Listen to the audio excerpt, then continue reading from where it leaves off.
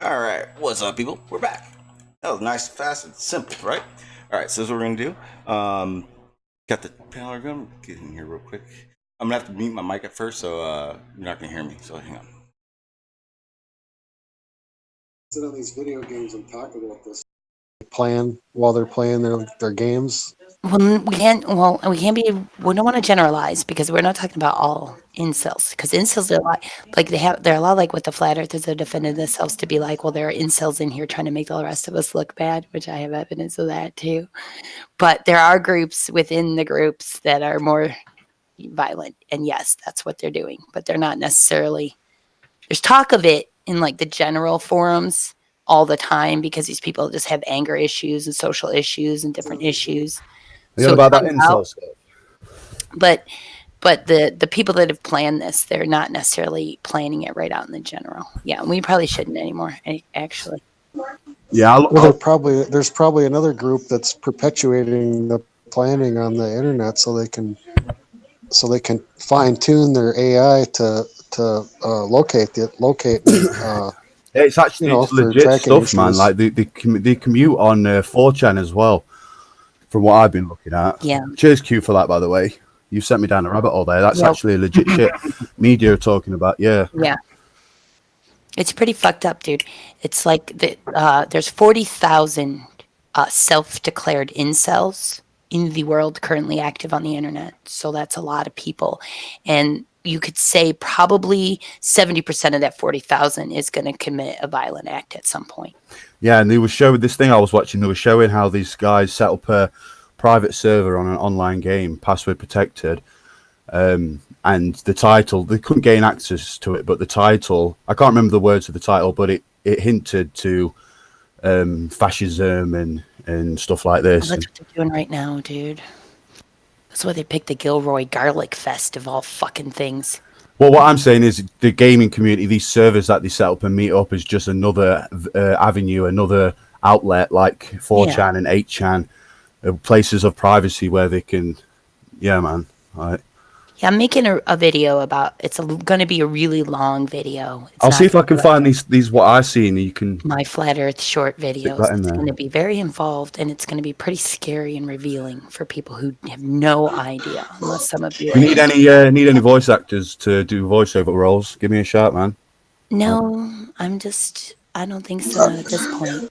Are you gonna tie in the AI and all that? I'm trying to keep it very legitimate. Yeah, make a legit documentary. I can put a really posh voice on you now. Check out my work. Yeah, I know you could, but I don't. Yeah. I don't really have a. It doesn't just do Sean Bean. Narration really too much, just a little bit, and I'll just do it myself. How do you know all this isn't being propagated to fine tune the Minority Report AI?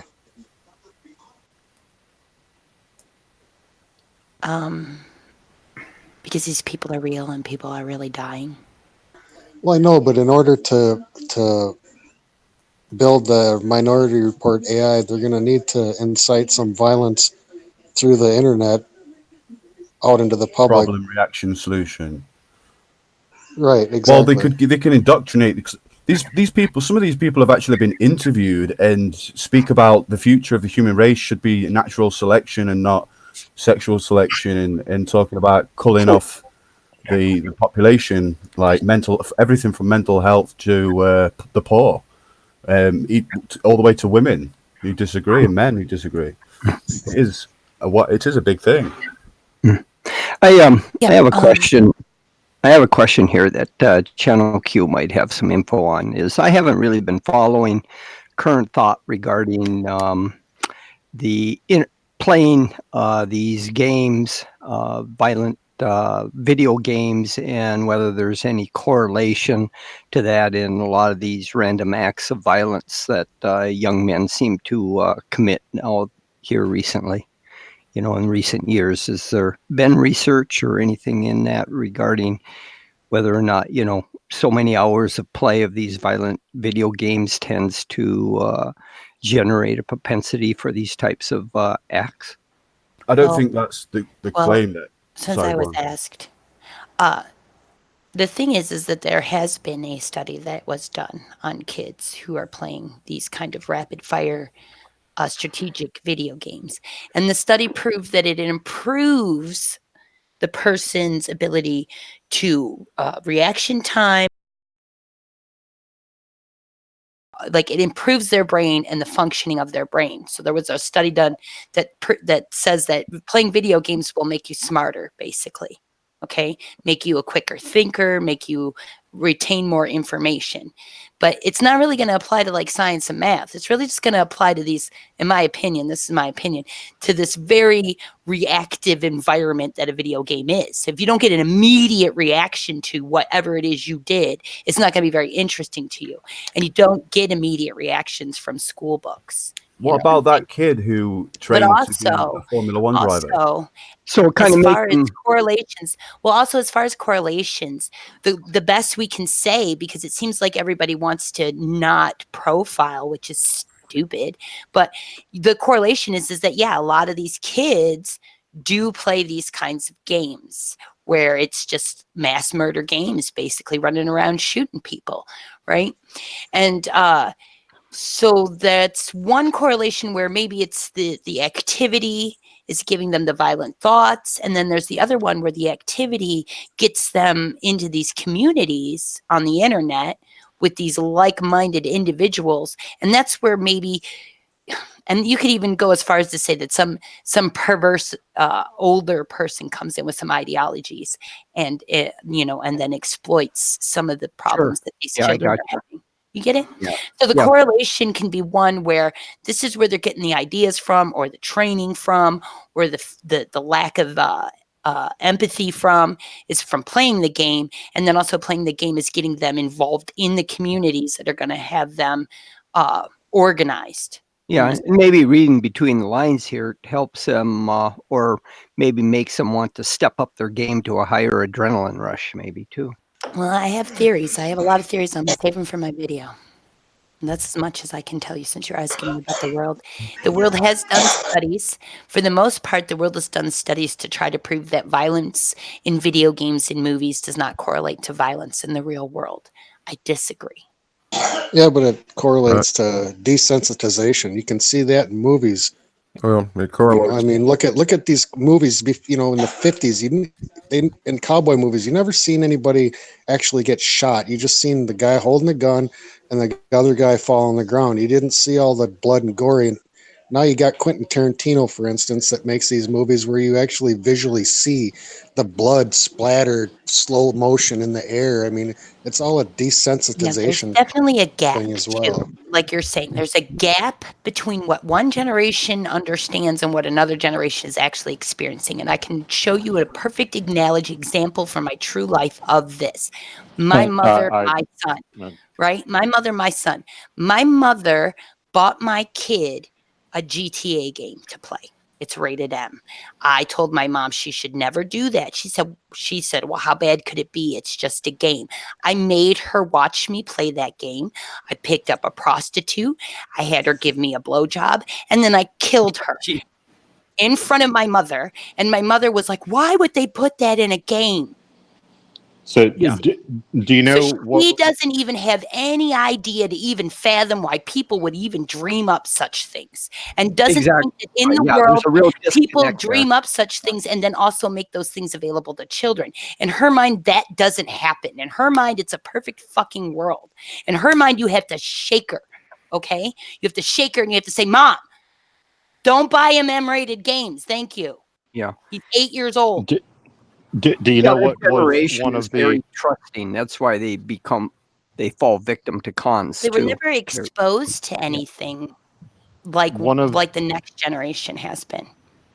One of the best things that the U.S. military. The media was highly censored. Am I muted? No, I'm just trying to finish what I was saying. Well, one of the things that the U.S. military did that really, really raised combat effectiveness was they stopped using bullseye and started using silhouettes for rifle training. Yeah, it's called a conditioned response. Right, because when they were shooting bullseyes and then it came time to shoot a person, it wasn't the same thing. But when they started shooting silhouettes of humans, it went from somewhere like 30% effectiveness to over 50.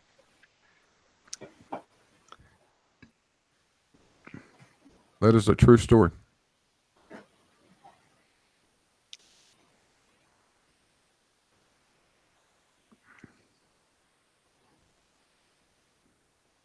And the idea was pretty simple. If you're taught to shoot at bullseyes during training, you're going to go on the battlefield and look for bullseyes. If you're taught to shoot at something that looks like a person, you're going to go and shoot at something that looks like a person. Well, nowadays we have the shoot don't shoot simulators that are that are really effective. I remember being in one of them, and I didn't shoot what I thought was a pregnant lady because I thought it was a pregnant lady. It turns out she had a suicide vest on that made her look pregnant, and she blew up me and everybody around me. That'll ruin your whole day. Yep. It's just stupid. We shouldn't even have a world that's this fucking sloppy. If we spend as much time working on understanding what a human being is and how as human beings react to stimuli and react to being treated in certain ways, instead of making a world that could do all kinds of fancy stuff for us, we might have a better society and a better life. Well, that's the problem, isn't it? That is the problem. You have to go through trial and error before you get to these conclusions. No, we have to change the mindset of man, because men, or human beings, I should say, are more interested in what can be done for them than who they can be or what they can be. Yeah, that does stretch over both genders. Yeah, definitely. Does science believe in miracles? Sure. No, I would say no. The scientific method Doesn't wait for miracles, but it definitely believes. Fortunate accidents. So is it an unfortunate accident that humanity is still alive? Probably. I guess so. According to the Hitchhiker's Guide to the Galaxy. You could probably call it Really an bad anomaly. idea. I was just thinking that. But even science says that we shouldn't exist according to physics. What are you guys going to do when you find out? How What are do you you going come to do when you find out that there's hundreds of kinds of other aliens in the universe, and they've known about us all this time, but you haven't known about them? How are you going to feel? I would feel unsurprised. What if some of those aliens are human baby eaters? And what if some human beings are facilitating human baby eating? Then I hope they like fish, because I'm a fish eater. No, but they want to eat your children. I don't have any children. And our governments give babies to these aliens so that they won't attack us. How do you feel about that? Well, if that was true, then that's a bit disconcerting. Well, yeah. Plus, I would want to know what happened to all these reports of missing babies that never happened. Well, because they breed the babies and you never even knew they existed. Unlike baby breeding farms that you don't know about. So the only people you hear about that go missing are the people that they're going to breed the children from in the breeding camps. So you hear about the people they abduct to become breeders, but you don't hear about all the people they breed because they never come into the public. They just get born and fed, right? Well, would it surprise you to know that if that did come to light, then my thought would be, well, shit, they found us out. Because maybe I'm one of the baby breeder killer people. Yeah, I've already warned people about you. Damn it. Q, I thought we had an understanding. All I can say, it's a damn good thing Channel Q isn't a flat earther with her fertile imagination and mind for thinking things up. Who knows where they'd be today? George, that's why there's fucking flat earth, George, is because of that, dude. Because me and Matt sat around and we wrote a lot of really good shit together and put it on the internet, and I'm sorry for it, but we did. She is the Typhoid Mary of flat earth. Yep. I thought flat earth was safe because I thought it was obvious that the earth isn't flat and everybody would get that was a joke. I'm sorry that it's the psyop of the century. Sorry, I underestimated. And what's funny is I didn't really do all of this that you guys are experiencing. I have no responsibility to that. I only have responsibility to the idea, that the seed that was planted, and then I think a lot of things came in and took that and did other things to that plant. And people still cite Math Powerland. Yeah, they're gonna. Even after he said, like, basically, I was just, bullshitting. People still They'll cite cite anybody. They'll cite some He wasn't stranger bullshitting. 300 years ago who wrote a book for his little kid. They'll cite that if it Hell yeah. backs up their claim, man. Cite a fucking pigeon if they think it'll do them some good. Well, Pews. there's a few people out there that still take Spurkismo and Slick seriously. But I don't, because I think that Gleam and Spurs Chemo and Anthony Riley are quite possibly all the same person. You got to keep in mind too that some people just don't cite the mainstream. Myron. How would you define mainstream? It's like you don't cite anything. Well, mainstream would be your stories that you got going out there, like about your big bangs and your expanding universes and all that kind of stuff. You can prove that the universe. Oh, your name's not Myron, it's Why Slick. not? Sorry. I thought your name was Myron. So some people just don't cite that stuff, and then you just have a result of what you got. That was an incomprehensible So, that was so incredibly. Well, how do you possibly cite anything if you don't study both sides of something? I told you. I'm back. Because he started talking, I said he doesn't cite. I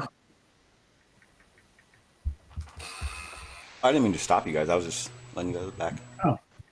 Well, I mean, you got to think about what you would have if you were just never taught what you have. What would you, Wouldn't you eventually, when society eventually start teach or trying to figure things out themselves, it would just be a different set of people doing it? Well, I mean, some things you don't have to figure out. They're kind of obvious, Like kind of right in front of you. Like what? The shape of the A earth? lot of things that you're not force-fed taught. It's kind of obvious. Example? Well, let's say Yellow snow? You're taught about Big Bang and expanding universes and all that kind of stuff. If you were never taught that stuff, you'd never think about it. That wasn't the question. The question was, what is one of these things that's obvious? Well, what's obvious is what you have left. It's kind of like what you have left Example, please. Listen, I'm telling you, if you listen, don't get triggered. Now, if you're just going to get all triggered, I'll just go on back on mute and let you have your echo chamber because I don't feel like playing games. Just explain yourself, Slick. Could you just explain yourself thoroughly? No, I'm sorry. I can't. Can I interject? You just get too triggered. Because everyone wants to interject. Hang on 1 second. Okay, Slick. So what you're saying is Nothing. basically as if we were to be, say, wild animals who instinctively live because they're not going to a school or not. But again, they're still learning life skills, I guess. So no matter what you do, you're always learning something. I guess the Big Bang would be it's not what's fed to us. It's what's been looked at and looked into for so long, and now that they figured it out, then they tell us, and we keep moving on from there. That was kind of the thing that played off of what we were talking about yesterday with Glim. He was saying kind of the same thing, or not the same thing, but we were in the same realm of topic, and I don't think I think a lot of people aren't realizing that science isn't a person. It doesn't lie. It doesn't manipulate things. It's literally just tools and tool bags, and to learn what we want, or figure out what we want. Everyone keeps looking into this way too much, as into what they mean when they're talking science. It's just the knowledge of wanting to know. Hey, I would ask the panel, including Slick, is teaching bad or is teaching good? Let's start off with It Sasha. depends. Hang It on. depends on. I want to start with Sasha because he's actually being taught in school. Well, the thing is, what's going on here Your name isn't is Sasha. You know, Sasha. He's the youngest one. He's in school, so I kind of want to hear what he wants to say about it. well, with teaching, it's not everybody has the time to spend several lifetimes learning all that we know. So yes, we have to be taught, because if we're not taught, then we don't learn the information that generations behind us, before us, learned. We have to be taught that information before we can build on it. If we weren't taught it, we couldn't build on it, and we'd have to start back at ground zero with no knowledge. Sasha, as someone in school, would you say that you're indoctrinated, or you think for yourself and absorb the information and make your own conclusions based on I'm the definitely not indoctrinated. I question my teachers all the time. Excellent, yeah. Well, isn't the issue here the problem? Like I see where Slick and say Nathan's channel and all these other flat Earth channels is they're rejecting mainstream science, but they're starting up their own educational system where they're indoctrinating themselves with their own system. Evolution. But you can't clump Slick into that, so to speak. I'd say Nathan and Riley, they kind of are pushing really hard for it. Like, they really think they can make their own science. Yeah, but I mean, how are they to say that they're any more independent thinking than us that go through the public school system? They're creating their own educational system and so-called quote unquote indoctrinating their disciples. To which they're complaining that what we're doing. They're doing the same thing. It's still an indoctrinated system. You can look at schools today and see that. But here's the thing: if you're being indoctrinated, most likely the information you're being fed can't be fact checked. You're probably not going to see, you're not going to have the experience ever to fact check it, verify it. Better yet, it's kind of hard to say, like, what's indoctrination and what's being taught. Like in Flat Earth, unfortunately, I'm not saying any one, Flat Earth in general, kind of clump everything into indoctrination.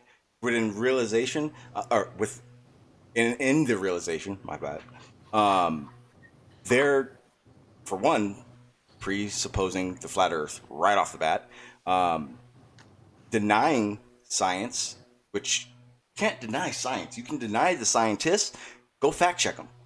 You'll realize whether or not they're lying or they're correct.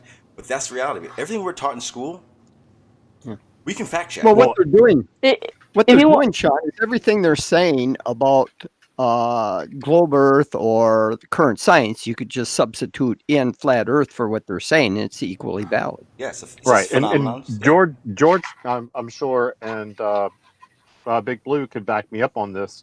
When I was in university and we were in any sort of science class, I have an electrical engineering degree, but even in physics class and any other thing like that, we went to the classroom section, and then where did we go directly after? To the lab, and did what we just learned. So it's only indoctrination if you can't back it up. We backed it up in the lab each and every time. Yeah, in the realm of engineering and science, many of these classic experiments are being performed over and over again by a new class of students all the time. And if there was untruths or something wrong with them, someone would have uncovered it by now. Right, including the Cavendish experiment that I did twice. The question is it indoctrination or not? So you're being taught one view of it, and that's it. And then you go to the lab and you do the experiment and you see all that presents great evidence. That's true. That must be true. Yes, are you ever taught? How many times? Evidence. How many times are you taught the opposing views? There is no opposing view for Ohm's law, buddy. Yeah. Right. Yeah. And that's facts what I was just about to say. Facts are facts. Yeah. If you pass. See, that proves my point right there. You just jump in and automatically say there's no opposing views. There's opposing views to everything. Well, wait. No, You can't say there's opposing views and okay, alternate views. Okay, maybe I misworded it. Alternate views. You're okay. Fine. But we do need to clarify what we're talking about. If either for both sides, what you're saying, we need to figure out what we're talking about, because For once, Well, it kind of here's- sounds like we're talking about the theory of everything. I mean, I can say right now that there's alternate views, because if there wasn't, we would still be on a I'll DC give system. Okay, We'd be yes. still operating on direct I'll- current and not There alternate are current. definite Maxwell. alternative theories to everything. Now, I'll give you one. yeah. I mean, If you everything pass- changes. Again, they don't prove anything. So I just gave you one. Schrodinger's. Can- If there can I was say not something? alternate views, we would still be in DC current instead of freaking alternating they're current not as a alternate Well, combination. that's fine, views. but you don't revisit alternate views that have been dispelled. The thing is there's many of these things that have been debunked, so you don't go and revisit them over and over again because you you don't know go So so they're direct far. current is an alternating view. Has it been? You're saying it's been dispelled? yes. No. Wait. Time out. And here's the Flat thing. Earth has been dispelled.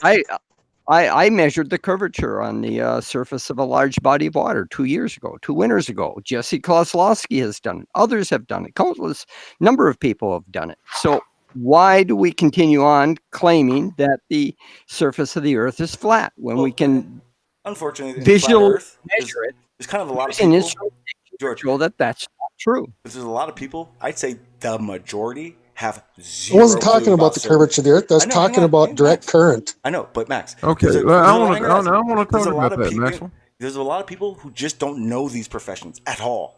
Like there are people who don't even know basic globe stuff. So when they're hearing all this back and forth, we as a collective have to realize that we may not think like someone who has no clue what's going on. We got to imagine someone's always walking in here who has no idea. So when you're discussing these alternative views, try to be more specific, because right now you're talking about everything. And Maxwell, I'm Maxwell, I Yeah, think I'm your not analogy is- specifically designating you're- flat Earth as an alternate view. Flat Earth, in my opinion, in my view, is non-existent. then your argument is that science itself. What? I think your analogy was a bad one, Maxwell. I don't understand what you're saying. You're saying that alternating current prevailed because direct current just didn't work and we threw it away? Of course not. No, that's what George said. George said we just throw away No. alternate views when they're disregarded. Oh no, said he when meant we wow. The ones that don't shown work. not to be factual, then we no longer have to consider it. Move Do you- on. We just can't, we're not going to move ahead as a society if we keep repeating bad things over and over. Once they've been dispelled, Hold up. once they've been Can- shown not to be true, why continue revisiting it? Can I say something? Because we are still taught what those opposing views are. We're just shown why they don't work. That's why we're taught history too, so that we don't repeat our mistakes. We're taught what went wrong, what the opposing views were, and then we take that knowledge and we see where it was wrong. And No, we're not just taught the right view. We're taught the opposing view also, so that we don't go down that conclusion only to discover that's wrong in electronics later. at the beginning. taught how to. At the beginning of electronics curriculum, we studied the history of electronics and the thought process that got us to where we are, where we thought atoms weren't based the Round. way that they are now, or that Thought they were cube-shaped, didn't they? other entities. Yeah, George, I get all that. I mean, everything progresses as technology and the ability of precision progresses. So, I mean, that's not what I'm talking about. Is it only me that's hearing Maxwell cut out like that? He's been chopping out a lot. Yeah, All right. back out and come back in.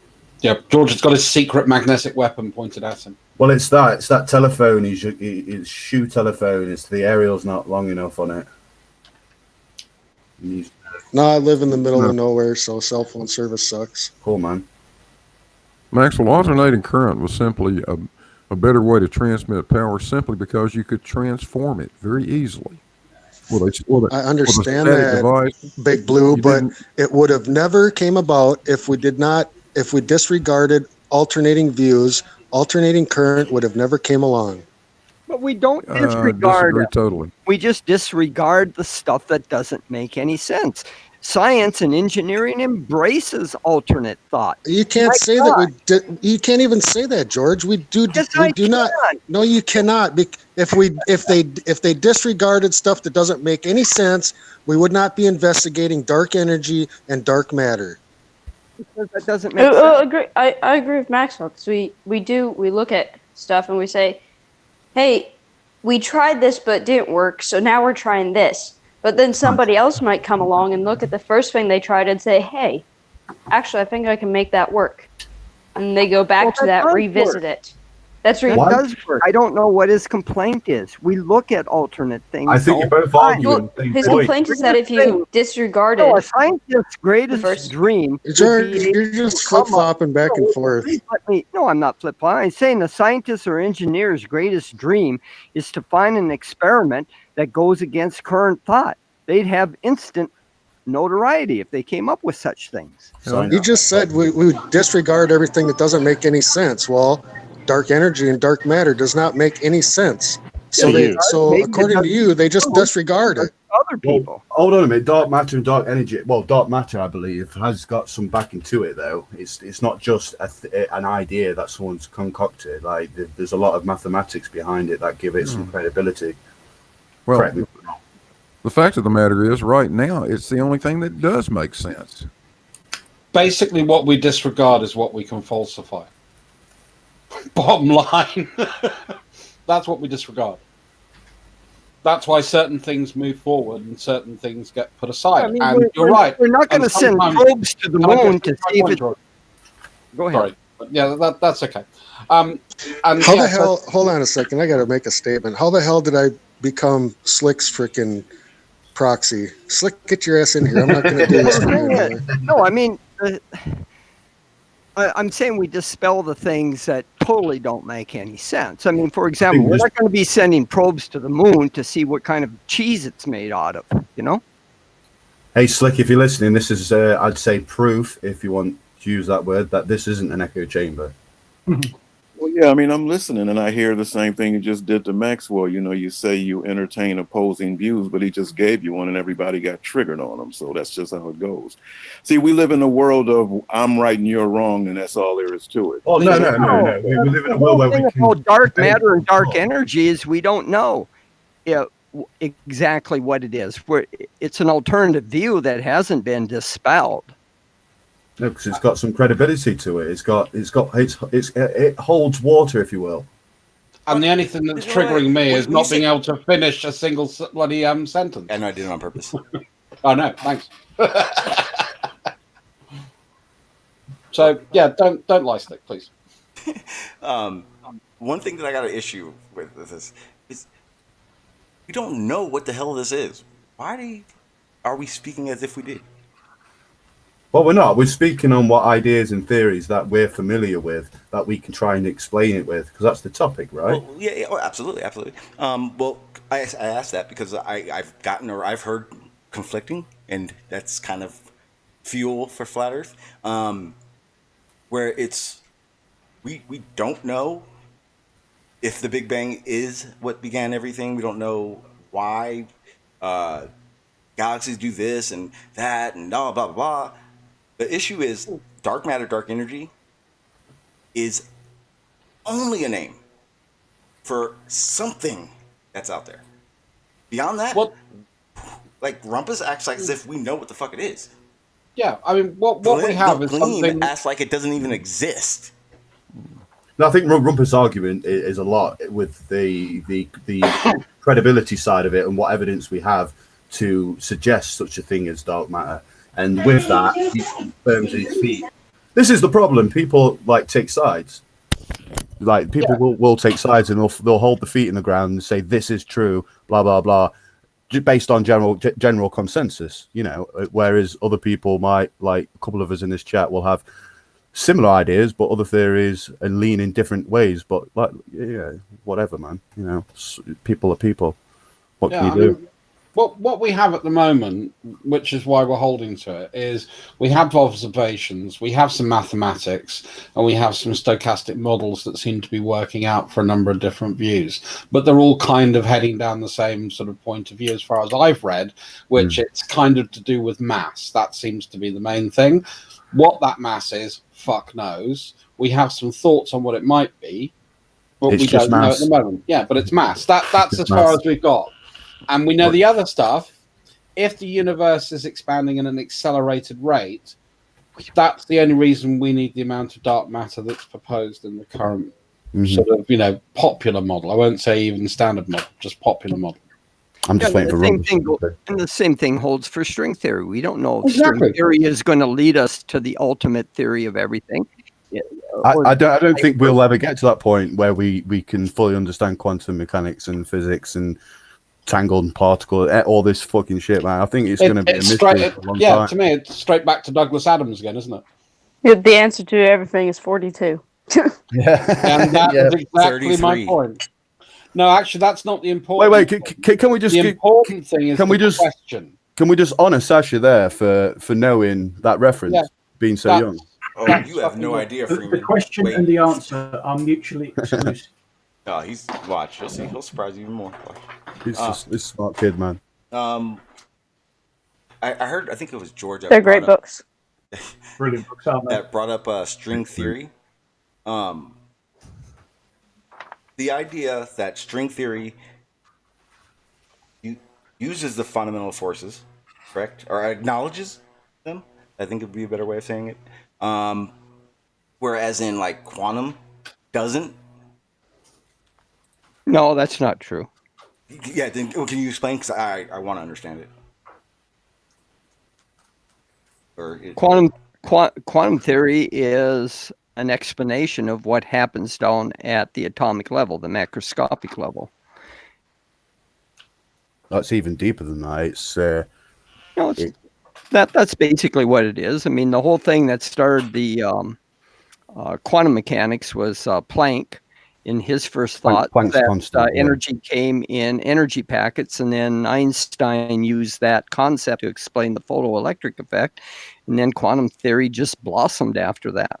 But the thing is the quantum theory is to explain the interaction of fundamental particles when subjected to these fundamental forces, like the strong and weak nuclear forces, the electromagnetic forces.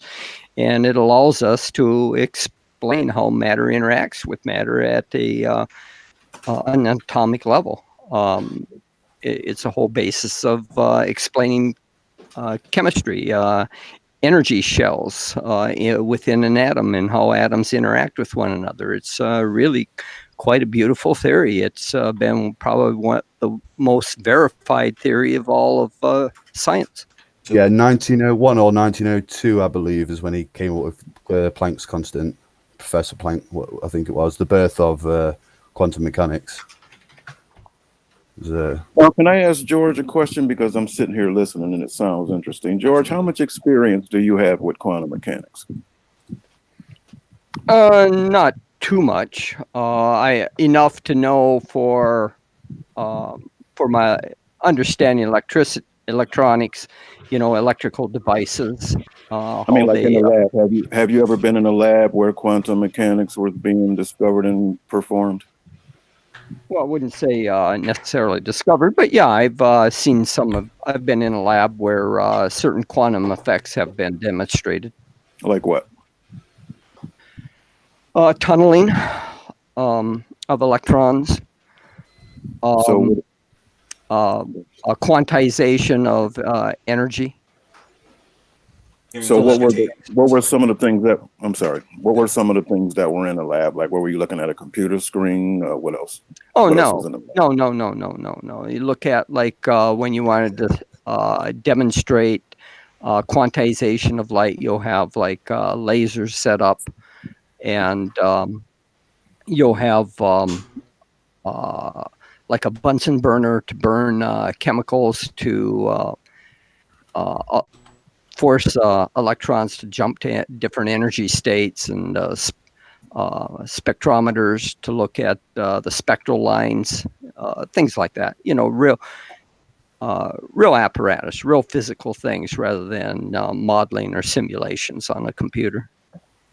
So like photon guns and these kinds of things? Yeah, if you want to call a photon gun, a photon gun can be something as simple as burning a chemical substance in a Bunsen burner. It'll emit light. A photon gun. What wouldn't a And I laser guess be? this stuff was this at like maybe a university kind of thing? No, more at Hewlett Packard's labs, where in industry where I worked. We had granite tables for stability and a lot of laser interferometers for measuring very small distances precisely. Okay, just curious. Thanks. Was it Hewlett Packard that came up with the LED or perfected it? I can never remember which way around it is. No, they more or less HP in the optical division made use of LEDs for as optical sensors and photo transistors and LEDs for light emission and sensors for doing things like optical reading of documents and things. Oh yeah. I mean, one of the biggest suppliers in the world for it.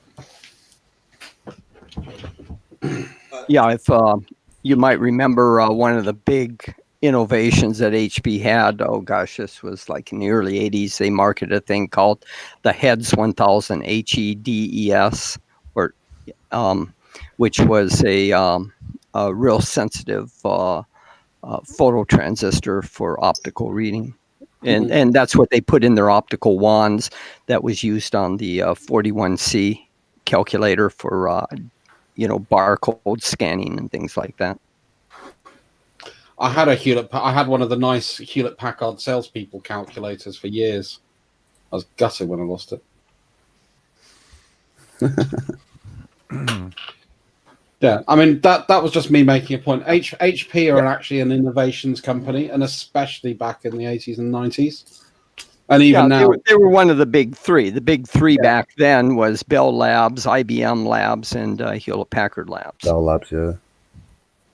You love this, George. What about the secret ones? HP 45. What about the secret ones? But the secret innovation companies that you don't hear about. They're secret. No, I don't know. You don't hear about them. Well, you don't hear about Oh, them. you've never heard it. You've never heard of Honeywell. You never heard of Honeywell? No, they're secret. I thought you was going to suggest Lockheed Martin then. Yeah. Well, I mean, you could say Los answer Alamos Labs. I mean, but to answer Slick's question, you can bring up Lucent as well. You can bring up a whole host, but there were some certain people, and especially in the field, when it comes to things like LEDs and the development of that kind of technology, there were companies that were head and shoulders above everybody else. And then you can go to Honeywell and you can look at the production of early. I forget if were they RISC-based? I can never remember, but they're the early mid-range and mainframes that they did, and that was real innovation. That was a French company, became Bull. Yep. But to answer Slick's question, is the universities isn't the only place that has up-to-date, state-of-the-art equipment. In fact, industry probably has better equipment than most universities. Like at Hewlett Packard Labs, where I worked in Loveland, Colorado, was an R&D research facility besides developing new products for the industrial market. They did a lot of fundamental research. We did a lot of fundamental research there because we needed to push the envelope in technology in order to create the kind of products that we wanted to develop.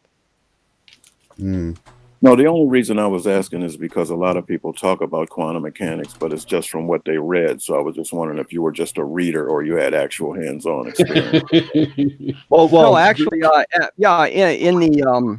in our Cal lab, we had one of the best calibration labs on the face of the earth in Loveland, Colorado, for calibrating instruments. And in there, we had what is called the Josephson array, which uses Josephson junctions, quantum effects for developing a very exact value for the volt.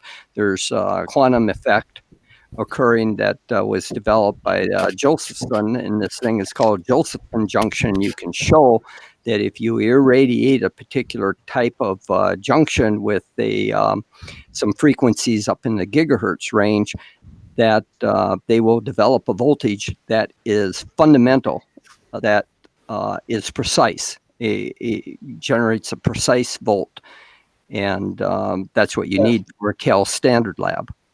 Yeah, so you've got a benchmark basically you can rule against.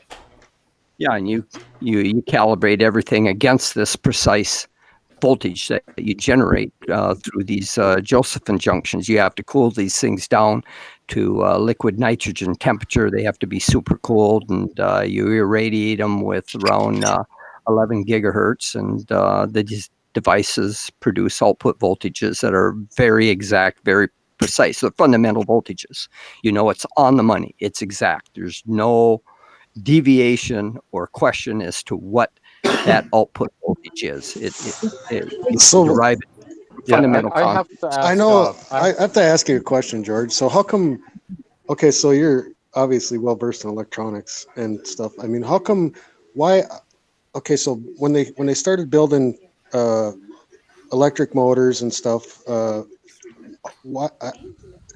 today, in my view, eddy currents could be used greatly, but back then they were trying to reduce these eddy currents. So, I mean, well, it but all today, depends on the type of motor. but today now you would want to build a so-called, you could call it an eddy current generator, a way to maximize eddy currents to its fullest potential, because it would be very useful nowadays. Yeah, well, it all depends how you're making use of the eddy currents. So eddy currents are detrimental to, say, the operation of a transformer. That's why you laminate the core of a transformer, is to reduce the eddy current flow, because eddy currents create losses. Whereas, can you guys kind of explain what you're talking about? I have no clue. an eddy current is a current that is induced within a conductor by changing magnetic field. Whenever you have a changing magnetic field, it creates an electric field that will penetrate a conductor. And if you have an electric field within a conductor, it will cause current to flow. And if current flows, you can get losses, because all practical conductors have a certain amount of resistance, and power loss is we call them I squared R loss. You square the current, multiply by the resistance, and you get the amount of joule heating or losses due to what we call joule heating. That's just heat. And any heat generated within electronics is not useful. It's just lost to the environment. It's wasted power. So we call that losses, and it reduces the efficiency. So you don't want those types of eddy currents flowing in your electronics that are induced by changing magnetic fields, because it leads to these heat losses.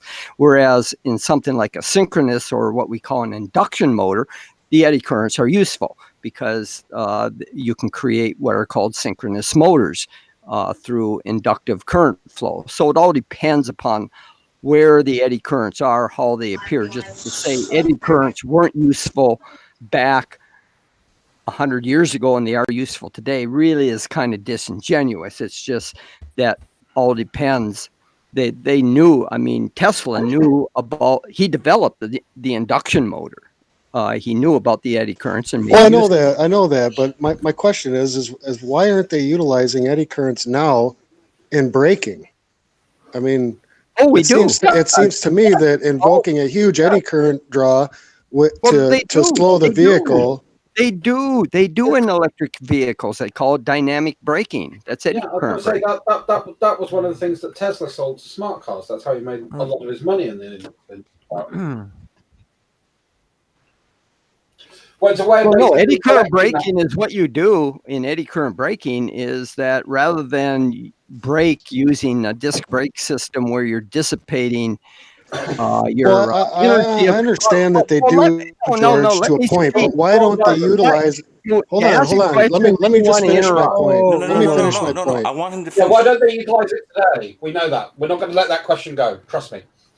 No, that's just pertaining to that same point. I mean, I know they utilize eddy currents to a certain extent, but they're not utilizing the full effect of it. They could be utilizing it to charge capacitors, because capacitors can obviously take as much as you can put into it. So if No. you Well, we do. No, we that's not put true. the energy. We put the electrical energy in an electric Back in the battery. vehicle due to dynamic braking. You put it back to charge your battery. Put it back in the battery. That's where it goes. And also, have you ever seen what happens to a capacitor when you put too much into it? that's why you have an Yep. overly sized capacitor. So if you calculate it right, you could basically stop your car off a capacitor. Well, Why would Super you just use it to charge super your battery? capacitors. dynamic you braking can't- simply turns that You can't energy. store. You can't build a capacitor that can store the amount of energy and have the sort of energy densities that you can with an electrochemical battery. Right. We're working on it. I'm not saying nowhere run the near. car off the capacitor. Jesus, I'm do you saying- always like interrupting people? Because you You never automatically give a and person you, a chance to speak. you automatically assume that I'm trying to say that you should run cars off of capacitors. That's all. I didn't say that. I'm just saying you don't need to use a capacitor. We have electrochemical batteries that have much higher energy densities than a capacitor does, so we use those. Right. Okay, so for my rebuttal to that, batteries do not cannot take the amount of charge that a bank of capacitors, so to say, could. I mean, you What do you can't mean? pump. Sure it can. I just said that. It has a higher energy density than capacitors. It can store more energy than Okay, so let's clarify. Let's clarify. The capacitors take so a battery has a higher energy density, but it cannot accept charge as fast. So it can hold more charge but not accept it. So That's exactly what I was trying to say. So in order to brake efficiently, Maxwell's saying that you need a capacitor which doesn't have as high capacity, but it can receive energy faster. So if you get, say, a supercapacitor, hold up. If you get, hold on. So if you get a supercapacitor and you put it in there, using regenerative, the Tesla bought Maxwell Technologies, they're working on it, but you can charge the supercapacitor with the energy you get from braking, and then slowly charge that into the battery. The capacitor is just a holding place, so that you don't need disc brakes. You have a misconception. A battery can accept a higher current than a supercapacitor. No, I do. A supercapacitor. That's not what I said. It's the amount of energy. Again, the problem with supercapacitors is they have a fairly large ESR. That's called equivalent series resistance. A electrolytic capacitor has a much lower ESR than most supercapacitors have. You can't get a large energy or a large current dump out of a supercapacitor as you can with a battery. A battery could, electrochemical battery can dump thousands of amps on demand. A supercapacitor cannot. George, I think you're a little behind on technology because you obviously haven't seen the buses in Japan. No, I'm saying you can do better with an electrochemical battery. The advantage Yes, of you can hold the power better, and you can put the power back into the motor better, but you can't charge it better. No, that's wrong. No, it's all power management. It all has to do with no. Do you know why? Because how do you know about this? How you're trying to tell me that you know how supercapacitors are constructed and the characteristics of a supercapacitor versus a lead acid electrical chemical cell. You know the differences between them. Is that correct? I know how they accept charge and hold charge.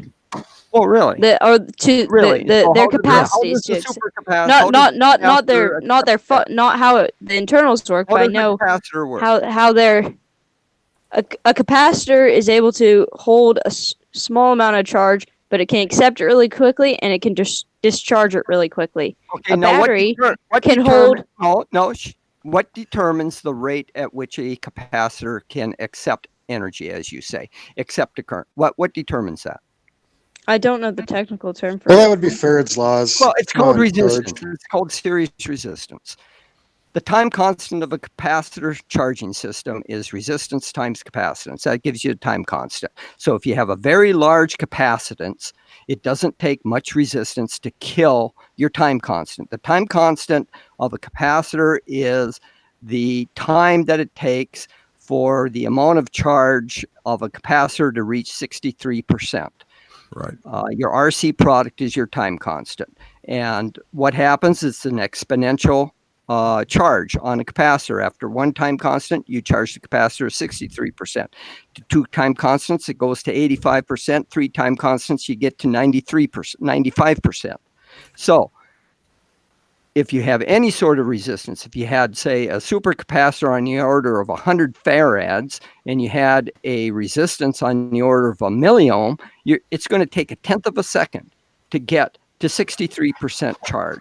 To get to 95% charge, it's going to take about close to a half second. A battery can do it much quicker, much faster. You're way behind on technology, George. Sorry. Shawn, this conversation is my fault. I apologize, guys. It's not your fault, man. These conversations branch. You know what, man? I just wanted to say, good job, Sasha, for like holding yourself in that little debate there, man. That was something. Stood up to Big Blue, George, and well done, George, for not screaming at him.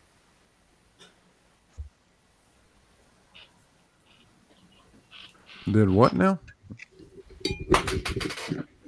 I was just. Okay, go ahead. Go ahead.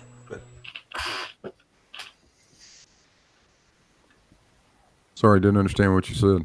I was just saying that I just wanted to say that well done to Sasha for holding his own in a debate. That's all. I mean, George, have you seen the buses in Japan that are running off of capacitor banks? Solely I'm not denying it. I'm not saying it's not a viable technology. I'm just saying the advantage of having a capacitor bank over electrical chemical cell, one is pollution.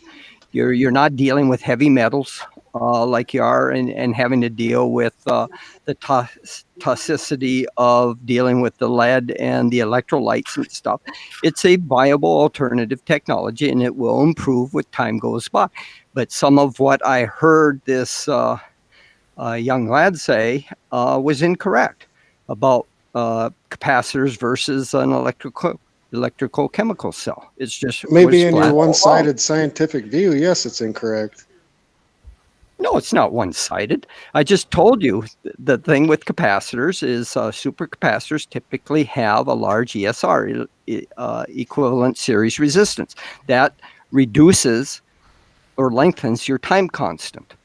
And you can't charge and discharge a supercapacitor as fast as you can with an electrical chemical cell. You can supply much higher current draws and demands from an electrical chemical cell than you can from a supercapacitor.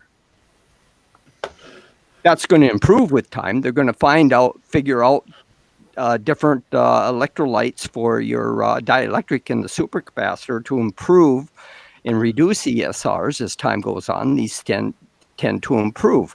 But I'm just saying, in current state of the art, is the supercapacitor cannot dump current at the same rate that a good electrical chemical cell can. Yeah, I have a question that I've been holding while we went through this. Going back to Slick, I just had a quick question. If you were to observe the double slit experiment and saw that it does what it that we have observed, would that have any effect on you? Well, I mean, it's kind of a hypothetical question, you know. It's hard to kind of answer those kinds of things. Why? Because you're talking about something that's hypothetical. I mean, it's not real. You know, that's like asking me if I saw that's like asking me if I saw a unicorn, would I believe the unicorn was there? That's kind of like one of those kind of questions. Well, that's a good question too. If you saw a unicorn, would you believe that a unicorn is real? Well, if I experienced a unicorn, it would be real because well, be careful what you mean by experience. So I mean, if you experienced the double slit experiment, would that have any effect on you? I just don't know what is the point of your question. What kind of effect should it have? Would it change your mind about anything? I don't have any thoughts on a double slit experiment one way or the other as it is. So what would it change? What is the point of your question? I withdraw my question. Thank you. He was playing you at your own game, mate. I don't play games, and I don't see why people think this is It's a like game. don't play but, you know. games. You keep it real, gangster style. Yo. Know what I'm saying? Yeah, fam. Get me, blood. I'm just Okay. happen to be privy to I get you, bro. something people don't understand. Cash me outside. Anyways, Sasha, Hey, what I are give you it. axing? I give it 5 years, Sasha, and Tesla will have capacitor banks for braking. Watch. They're gonna have supercapacitors instead of batteries. Can I smell a wager? Do you think they'll have electric semis too? I hope not. Tesla already has electric semis revealed. No, they don't. No, that's very. Those have diesel engines. They're biodiesel. Those will never. The rest of them, The ones that they revealed at the unveiling. Right, those Those are are not electric. commercially viable. Yeah, They're those not are- commercially viable at all. They're not crossing How the is United electric States. better if it's just using coal plants? Well, hopefully we'll get rid of coal plants. No, they're fully electric. They're fully electric, Yeah, but but where they're do you get not. electricity from? They're not anywhere close to being as viable as an actual truck that runs on gas. Dude, you'd have to fucking charge that thing by the day before you Yeah. use it. While you're using it, it would never. Have you seen the ranges those have and the way that have you seen charge load times are capacity? accelerating? Have you seen the chargers that they've planned for those? I just looked up the current technology on. Isn't that what alternators are supercapacitors. It doing says now? Is keeping the car charged with a battery? The storage lithium. charge? Yeah, it sends the volts. It's saying here in the current technology for supercapacitors that lithium-ion batteries store about 20 times the energy of a supercapacitor for the. We're not size and saying, weight. George. We're not saying that they store more energy. Well, that's what ultimately determines the range on your vehicles.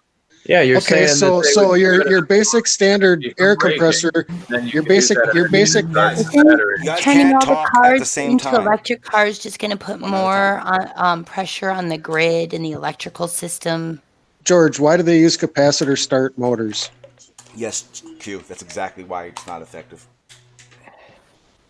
It's because you have to get the phase angle of the current at the proper angle to get the torque developed on the armature to get it started. That's a single phase motor, and that's the only way it will start. Has nothing to do with dumping current. It's getting the proper phase angle so that you get a torque vector that will initially start the armature spinning. Well, yeah, Hey, Hey, I learned something new. I learned something new. I think a But better I question. thought A good I thought question with to Maxwell- think about for yourself is why don't we use capacitors everywhere we could that instead we use a battery?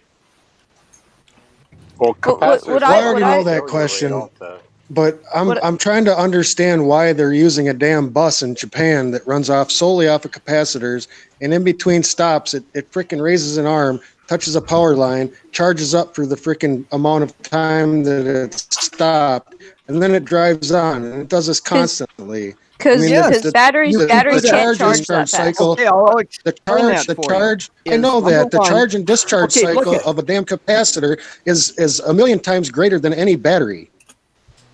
So I mean, can I say something? Because the point I was trying to make earlier Thing is you that have to do more Hey, guys, when you if someone's you have to talking, do do more not for start charges. talking. Do not. I'm just saying that what you have to do with a capacitor loaded bus on that site is you have to have more frequent charges because you don't have the capacity. That's fine. You can make it work. I'm not saying that you can't make it work. The thing is that a capacitor can accept charge, can get charged up fully in a much shorter time than a battery. But remember, the battery has about 20 times the capacity of the car. that was the point I was making earlier. I was saying that when used with regenerative braking, the battery can't accept all that available charge when Yes, it's it available. Yes, it can. Yes, it can. It's an issue of power management. So if they have the power capacitors in junction with the battery, they can dump the energy from the regenerative braking into the capacitor there, and then release it slowly into the battery. You can do it that way, but you don't have to. With the proper battery, you can regeneratively brake and just. You can't get all the energy back. Yes, you can. The efficiency is very high. They still use brake pads. It's not saying that you can't use it. Just there's many different ways of designing systems. Some people prefer to design a system surrounded solely by capacitors. Some use hybrid systems. Some use only electrical chemical cells. Some of those companies, like Sasha, you're just saying they still use brake pads. Some of those companies have contractual agreements to continue to use those brake pads, so the business doesn't go out of business.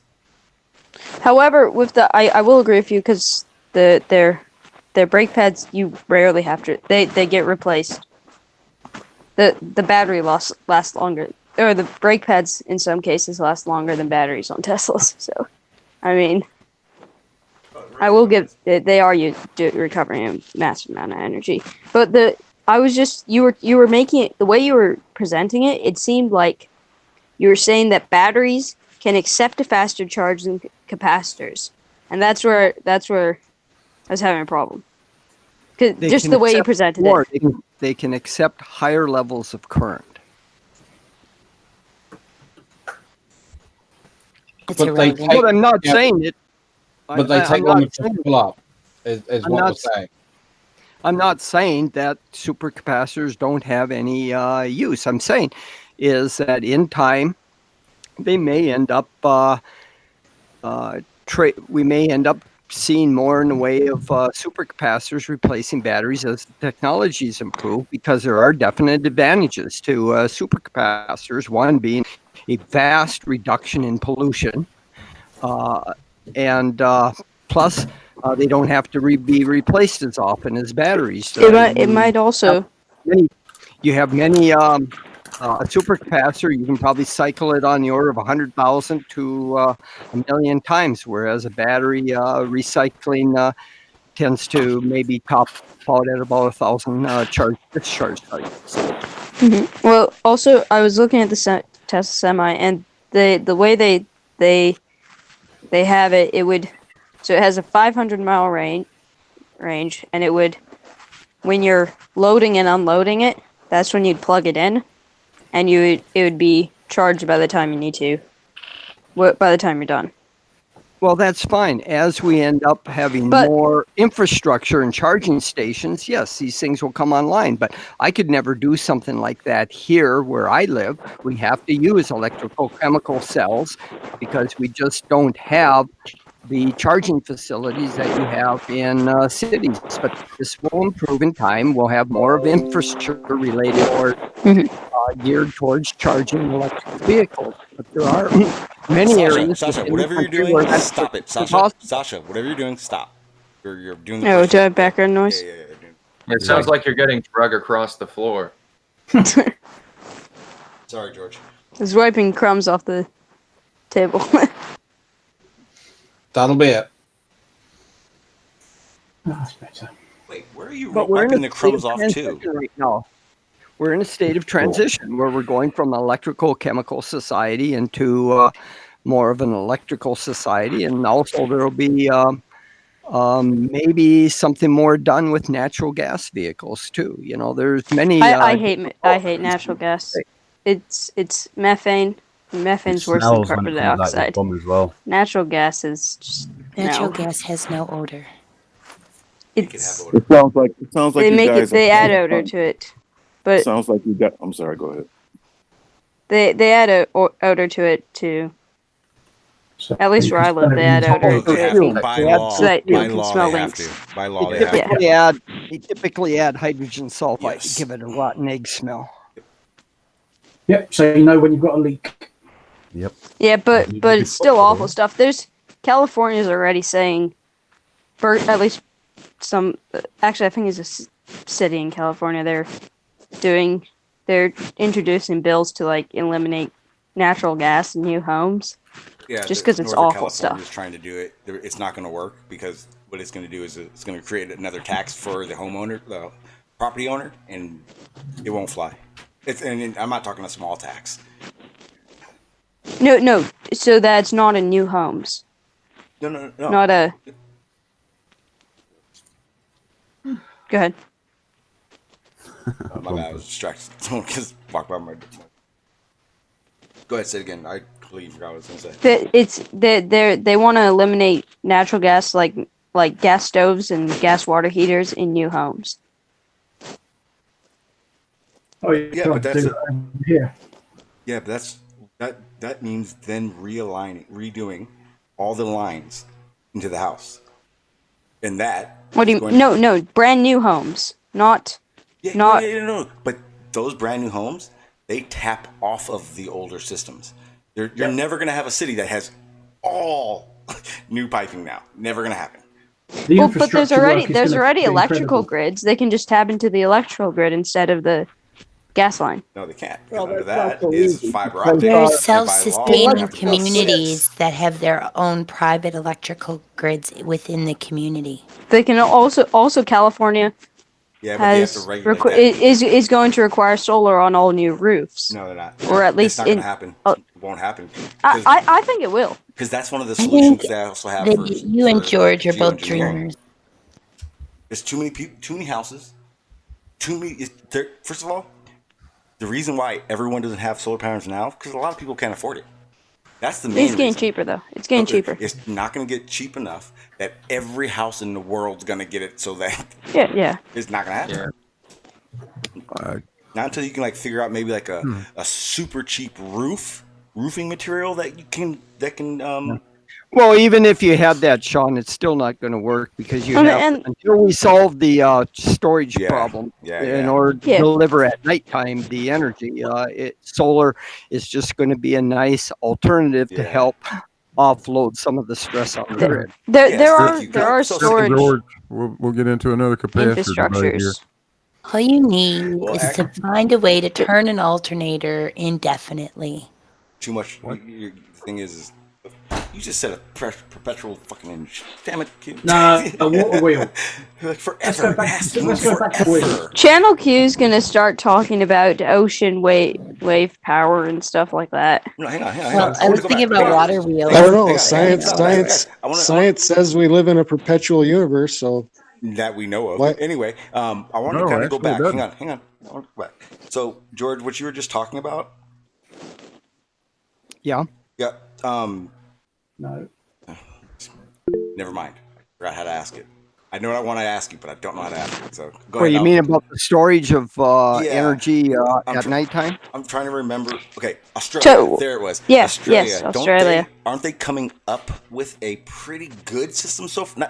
Not enough, but we're getting there with at least what they've come up with. Well, Tesla is actually the company Tesla is actually working on that is battery systems to put in the wall cavity of homes, to store the electrical energy. In fact, they've built a couple big battery factories.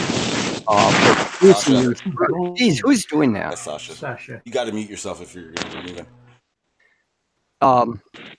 But yeah, one of the concepts that the company Tesla has is to have these thin battery systems that you can install on interior walls of your home, so it doesn't take up living space or other volume within your home. You make use of the cavity on the interior walls for the storing energy. Cause depressed and nauseated feelings in people when they live near those things? No, it's not like 5G. It's DC channel Q. So you already have power running for your home. Why do you always interrupt there, Shasha? Sorry. It's very rude. But the thing is, DC systems channel Q is it doesn't emit any radiative energy like AC does, so it shouldn't affect you at all. And you already have AC running through your home, so. Yeah, but when you're when you're in where the circuit breaker box, the transformers are, some people get nauseated by that. I have one in my room, in my closet. Well, some people. Yeah, once those things start getting loose and the connections start feeling a little tingly when you get near it. You start thinking maybe there's a ghost in the basement, dude. No, there is. It's the demons in the closet. My ghost is called, I name him Joey.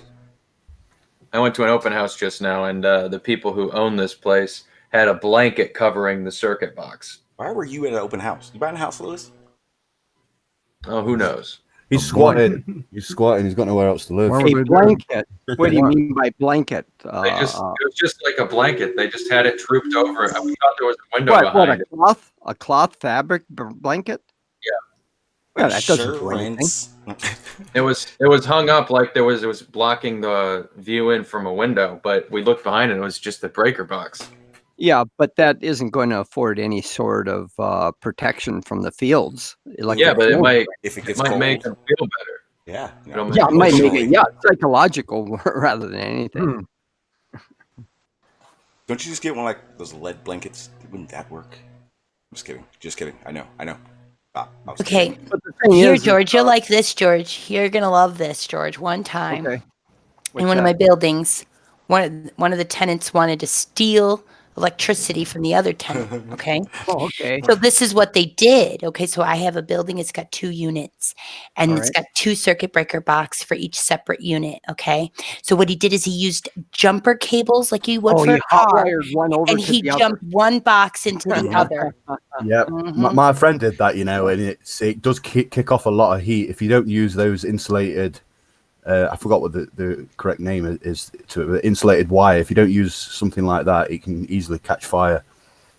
Yeah, well, there's a classic one from, this was about 40, 50 years ago, where a farmer in Michigan had used the induction principle and ran about a mile worth of wire next to the power lines, between 2 poles or several poles, and ran his farm off that. But that ended up going to court, and it was deemed he was stealing electricity, even though he wasn't physically connected to the wires.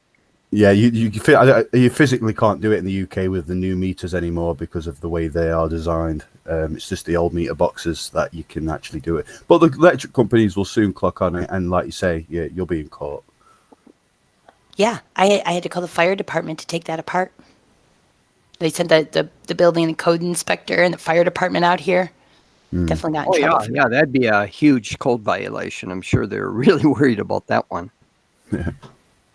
Yeah, definitely pressed charges on that guy. That was terrible. So did the person whose electric they were stealing. Yeah, but it could potentially kill dozens of people in the building. Well, there weren't dozens of people in the building because it was a smaller unit, but it could have burned the whole property down for sure. Yeah, all it takes is a little bit of contact resistance, and say you turn a stove on where you're drawing several thousand. What kept happening is the one tenant whose electric it is, who had their box jacked into, the circuits kept going out on them. So they would keep tripping the circuits, and they would go down there and they would click it, but they didn't know that it shouldn't look like that because it was obvious to anyone who would know. Like, as soon as I saw it, I was like, well, what the hell is this? But this person didn't know that it shouldn't look like this. So they would just go flip the box. And then finally they just called me and complained about it. And I was like, what do you mean your circuits keep tripping? So I sent an electrician over there to look at it. And he called me back. He said, I can't touch this thing. This is illegal. And I was like, what do you mean? What has happened? Oh, that box is from 1901. No, it has jumper cables attached to it.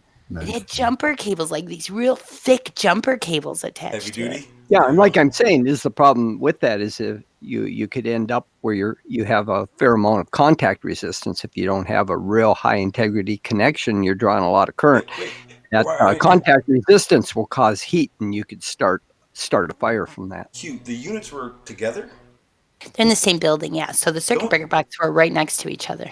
But in the basement. I thought they at some point, like a duplex. Yeah, we call them duplex, where the power comes in on a head, and then they just split it in the basement into 2 boxes. Yeah, there are 2 meters. Yeah, there are 2 meters, and there are 2 electric circuit breaker boxes. I get it now. 2 separate entries, all that. I don't know who I was having the conversation with, but it was about the meter boxes. Because those meter boxes, I know the situation was where it was happening at. But here in California, they have control of those meter boxes. They turn them on, off, wherever they want. Yeah, Pretty well, I mean, much true everywhere. Meter base belongs to the power company. Yeah, I wasn't yeah, sure I if it mean, was somewhere else. some of the newer facilities are moving over Bless to you, the sorry. smart meters and the smart Yeah. boxes, but anything that was built a few Nope. decades ago most likely don't have these smart Oh, hell meters, no. smart boxes. Don't make any mistake. You buy and pay for the meter base, but it then becomes the property of the power company. Yeah, I was talking to somebody. Your shit starts at the bottom of the meter box, the meter base. Yeah, I was talking to somebody, and it was one of my top-minded people here. None of you guys, otherwise you probably already spoke up. But someone was saying that they weren't able to do it, but I knew they were able to do it because when here in California you have to have gas and electric turned on before you move in. They do that remote. And if they can do that remote, then they can adjust remote. It's all digital. Like it's not like it's just they just put a box there and then every once in a while come and check it.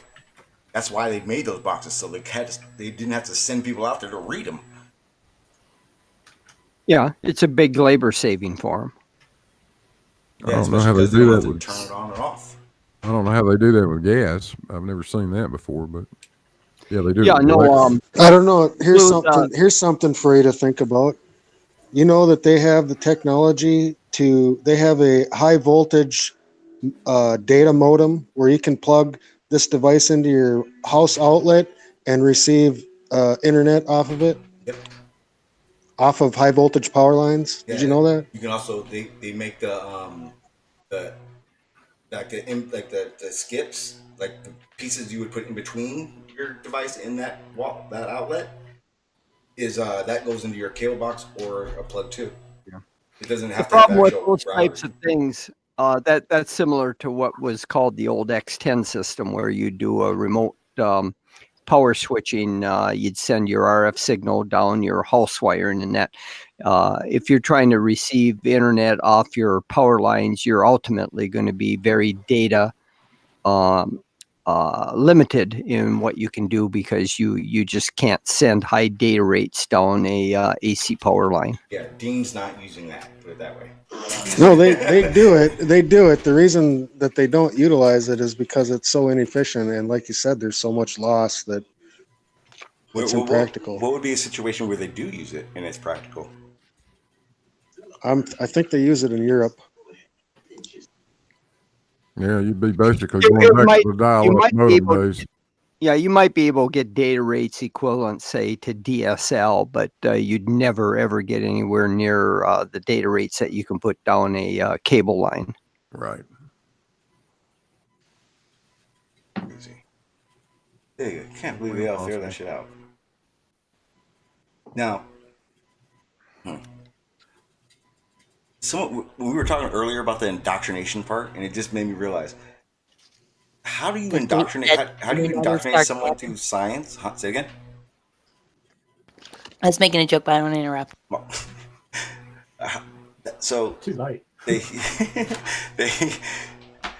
They had to have started somewhere, which means the indoctrination would have had to have been taught with reality at first, because you can't bypass reality.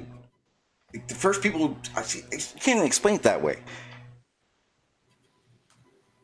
I think somebody asked if teaching was good or bad, or something to that effect. That was me. Where the hell have you been? The hell? Oh yeah, I don't know. Grounded doing chores. I forgot. You could say it's both.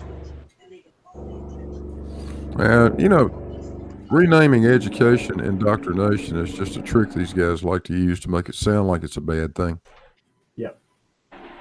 Yeah, but what they're doing is no different. I mean, they have their own education. They're doing worse. Indoctrination. They're doing what worse. they're doing is actually indoctrination. You can't verify it, therefore it becomes like indoctrination. It can't be verified. Better yet, not it isn't. It can't be. And that's the other thing. People, you can't say that. You're no. Blue, I think you're the one who inspired me to this. Just like I had my own little saying for force, I got one for this too. Right? Blue, thank you, and I appreciate you doing this. I presuppose the globe. That's fine, because I can then make observations and verify my presupposition. Period. Yeah, Nathan's channel presupposes a flat Earth. So what's the difference? No. Yeah, they presuppose and can't. Except that they can't verify But they can't it. prove it. Exactly. That's the only reason why presupposing anything is bad to flat Earth. Because they don't want us to do it. Because if we don't do They it, don't think they're presupposing it because they think they're observing that.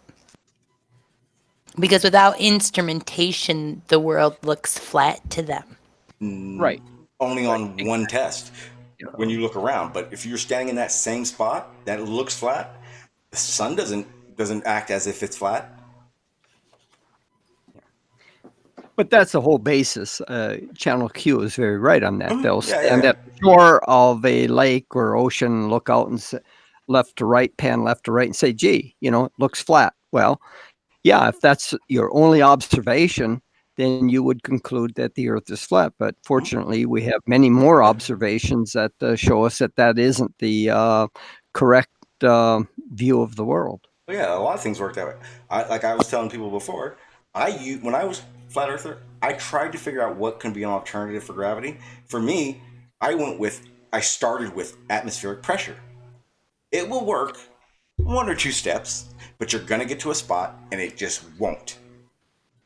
And and ultimately that's what happens. And like the great Feynman said, and it's wrong, you throw it out.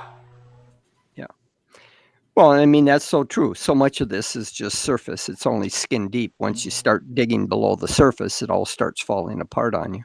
Exactly.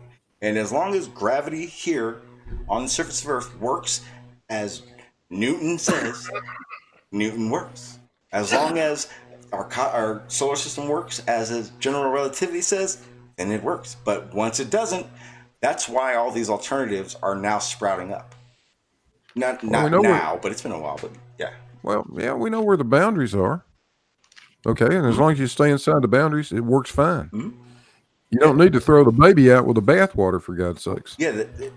Matter of fact, if they come up with when they come up with some better explanations for really, really, really huge, massive shit, or really, really tiny little stuff, or stuff moving really, really fast, okay, we'll go there. But for the time being, what we got works just fine. Yeah. And even what's the problem? And it can be verified. And here's the thing: if it was like Riley or a lot of people talk about these theories, Glenn was talking about it exactly like this.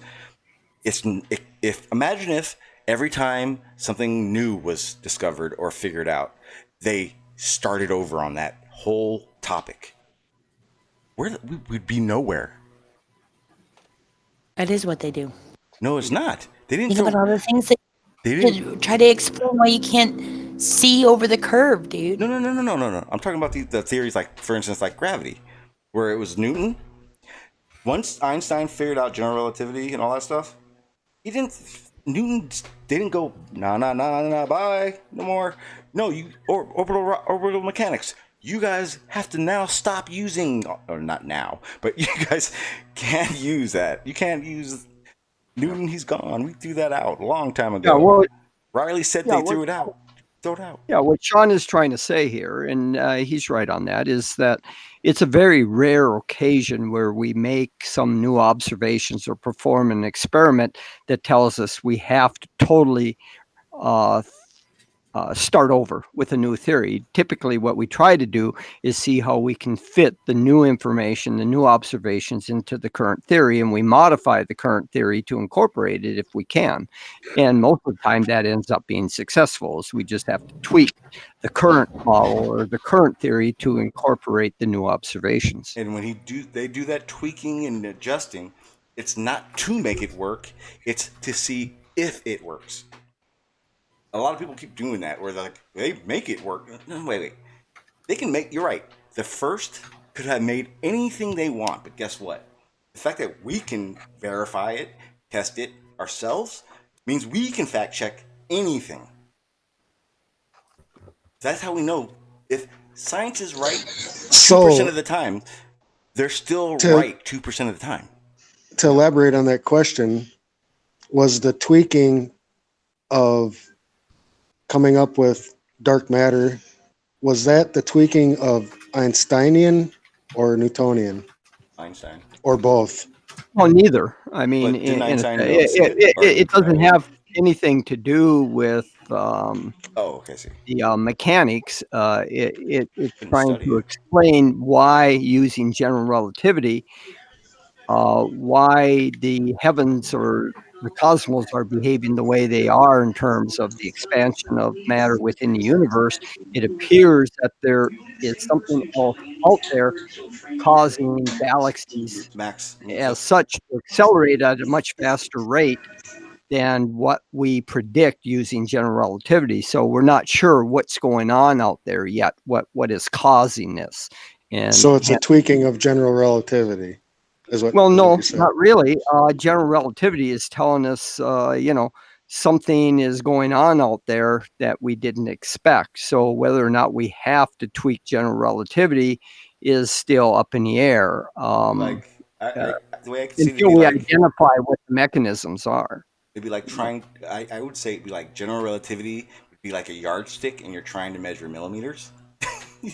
or, and that's the tweaking, trying to figure out if you really want to do it this way versus the way we have, or does it need to change? That would be like the difference between the add-ons or the restructuring, right, George? You know what I mean? Like, Well, it could be something as simple as establishing some new boundary conditions and solving the field equations that explain this. but We don't know yet. but they would still have to work. Those equations Yeah. would Oh, still, any new theory. Yeah. yeah, Any new exactly. modifications have to incorporate all the previous theories within it, just like general relativity. The greatest verification of general relativity was Newtonian mechanics. Einstein himself said, he knew that his general relativity theory had to incorporate everything that Newtonian mechanics predicted. I mean, that's a given. Yeah. Newtonian mechanics works, so any new theory that supersedes it must incorporate the whole body of mechanics prior to that. Yeah, I was Okay, reading. so maybe Hang I on, didn't ask 'cause the question right. Hang on, before you ask that, because I was reading a paper. Yeah, I want to say it was yesterday, where where they really explained it well. Where they were saying, because there's that idea that general relativity took throughout Newtonian because it explains everything, but a lot of people don't realize that Einstein didn't say gravity not a force. Newtonian doesn't work. He basically said, this is how it works on a bigger scale. We're talking bigger than just the masses attracting each other. This is bigger than that. Let me explain this to you. This is the other part of everything, because you kind of need, like George just said, gravity or that force exists. It has to, because that's what makes that the curvature or the bend. That's what makes the bend. That's direction. That's showing you. Well, of course, it's the consequence of the gravitation of the gravitational well, which was what Einstein theories. In fact, we should come up with a new name for density. Make density gravity and let them just have density. Well, thing is, with curvature space time, no matter what, guys, my favorite part happens that no matter what we call it. it's all about mass. It's all about mass. What I'm going to be doing here, I uncovered a paper or a lecture speech that was given by Einstein in Japan, and it's not very well known because there weren't any recording devices at the time, and the only record that we have of it are the notes that the translator kept regarding this, and it's not a very long talk, but it's very revealing. He's talking about how he created the theory of relativity, both the special and the general theory. And I'm going to do a little video on this because Einstein was very direct and to the point, and what he said was really revealing in terms that answered a lot of questions like, did he know about the Michelson-Morley experiment? Did he know about the Lorentz contraction equations and all this? And it's really failure good. one. It's called the failure, isn't it? The Michael Morlison failure experiment. It's called the null experiment. And also, here's a little teaser. Tease me. Special relativity and general relativity. The dates they were theorized matters. 1950. Yeah. Well, one's geometric as well. I mean, yeah, but general relativity is about the geometric theory of gravitation. Yeah, but in special, uses it as a force. Or I'm sorry, he didn't use space. No, he didn't use it as curvature or space time, basically. Yeah. Blah blah blah blah blah. Yeah. Well, the special relativity is just that. That's why it's called the special relativity theory. It has to do with special reference frames, non-accelerated. Yeah, mass, energy, momentum, all these things factor into whether gravity, how gravity is going to act. Well, Einstein did not address gravity in the special theory of relativity. All special relativity theory does is explain the invariance of physical laws and how to address time. That time is not absolute. No, I didn't mean gravity. I meant force. Yeah, clocks will run slower the deeper the gravitational pit is. No, special. That's a general relativity concept. Special relativity only has it is. velocity. And that's the twin paradox. Special, isn't that? Yes. Yeah, time dilation, length contraction, and the twin paradox were the big outcomes of special relativity theory. And if no one knew this, NASA has proven that. Non-locality. It still happened. What is it? Genes changed. We weren't twins anymore. Get it?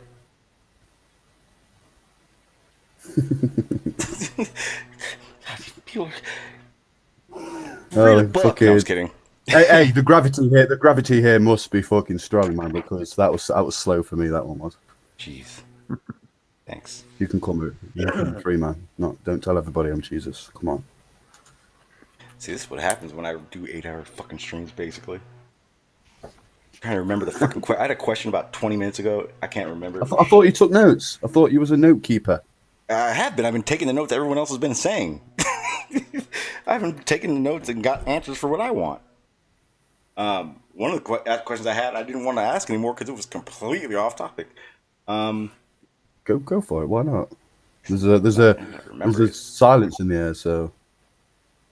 Yeah, sometimes around here it's actually we should be grasping that and loving it. Actually, we're all good here. We got good. Okay, so back to my question. No, we don't want to go back to your question. What model did they tweak? Because in order to observe something, changing something, you have to have a model of something. Other way around. The model only shows you the data you've gotten. The model doesn't predict. The model doesn't start. You don't start with a model. You can make predictions from a good model. That's the whole basis of having a good model. Well, but you need the data. Make predictions when you change the parameters. Well, I mean, you need the data though. You don't work off the model first. You don't just you make the model and then predict off. Throw shit together, paper mache model, and work backwards. Well, here's the deal, Maxwell, and correct me if I'm wrong, George. Nothing's been tweaked. The model was never tweaked. The problem is what we observe going on in the universe doesn't match what relativity says should be happening. It would match if there's some other form of matter out there that we're not able to see. That's where the theory comes from. But there are no equations that have been tweaked to make this happen. That's correct. See, and it'll be okay. Well, so you assume that I meant that they were tweaking the equations when in fact I was just making the statement that they tweaked the model and injected another variable into it. Well, that's the whole No, process, isn't no, it? no. That's what I That's just not said. what No, happened. they didn't tweak the model.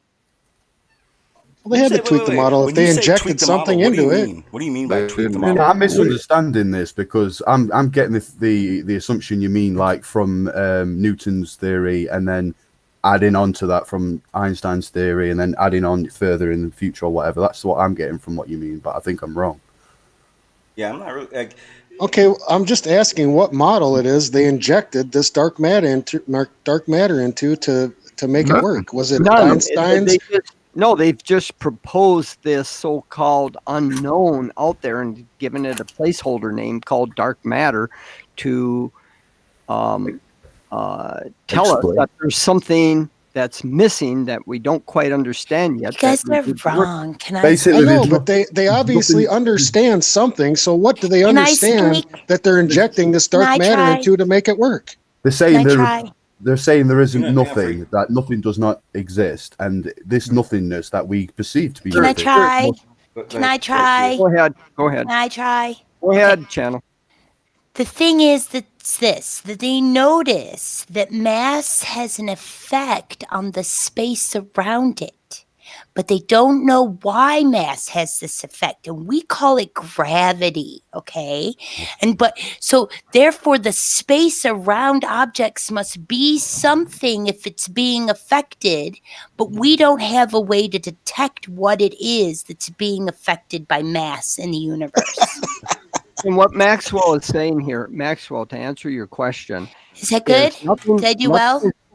Nothing is being tweaked Yeah. or modified in the 5 model. stars. What we've noticed is that things are accelerating within the universe, that the observable matter, and that's the key point, observable matter that we see out there in the universe doesn't account for what is happening in terms of accelerations of the gravity. That's basically what I just fucking said, Okay, George, but I said it in hold English on. instead of So smarty maybe I pants. didn't define my question enough. I was So referring to there's- galactic rotation, George.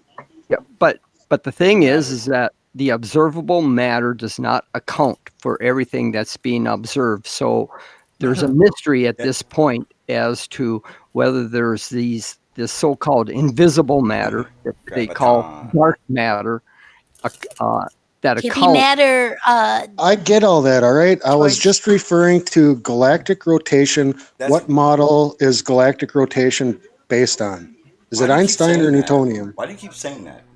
They didn't have It's they didn't- photons. Like you're Anything at a galactic scale is non-Newtonian. they didn't know they couldn't see that far out there.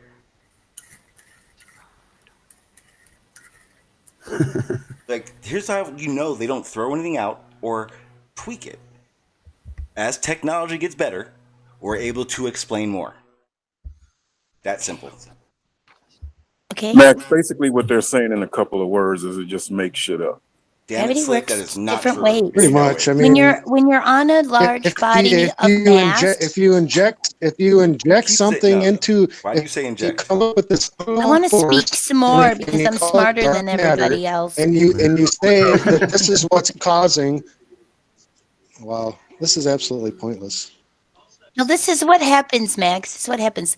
When you're on Earth, you observe gravity the way that we observe that gravity causes mass to behave. When you're on a large body of mass within the universe, you observe gravity causing mass to interact and affect each other in this way. And then when you look out in the universe at large bodies of mass interacting with each other, you see that gravity causes and affects them in a different way. It's like a vertical versus a horizontal almost. Or northern hemisphere It's and different. southern hemisphere. So it has to be applied. Gravity had to be applied to different reference frames. Well, here's the thing: we don't know how It applies to our gravity- own galaxy, Q. So We don't know how gravity will act on the highest scale. We can only reference it to what scale is in our solar system and what's observable. Like, I mean, think of No, because we giant can these see stars are. how bodies of mass are affected by neutron stars in the deepest, darkest distances of the universe, dude. Yeah, but do we know With the? our high-powered telescopes, we can who see. cares about the deepest, darkest distances of the Can see- universe?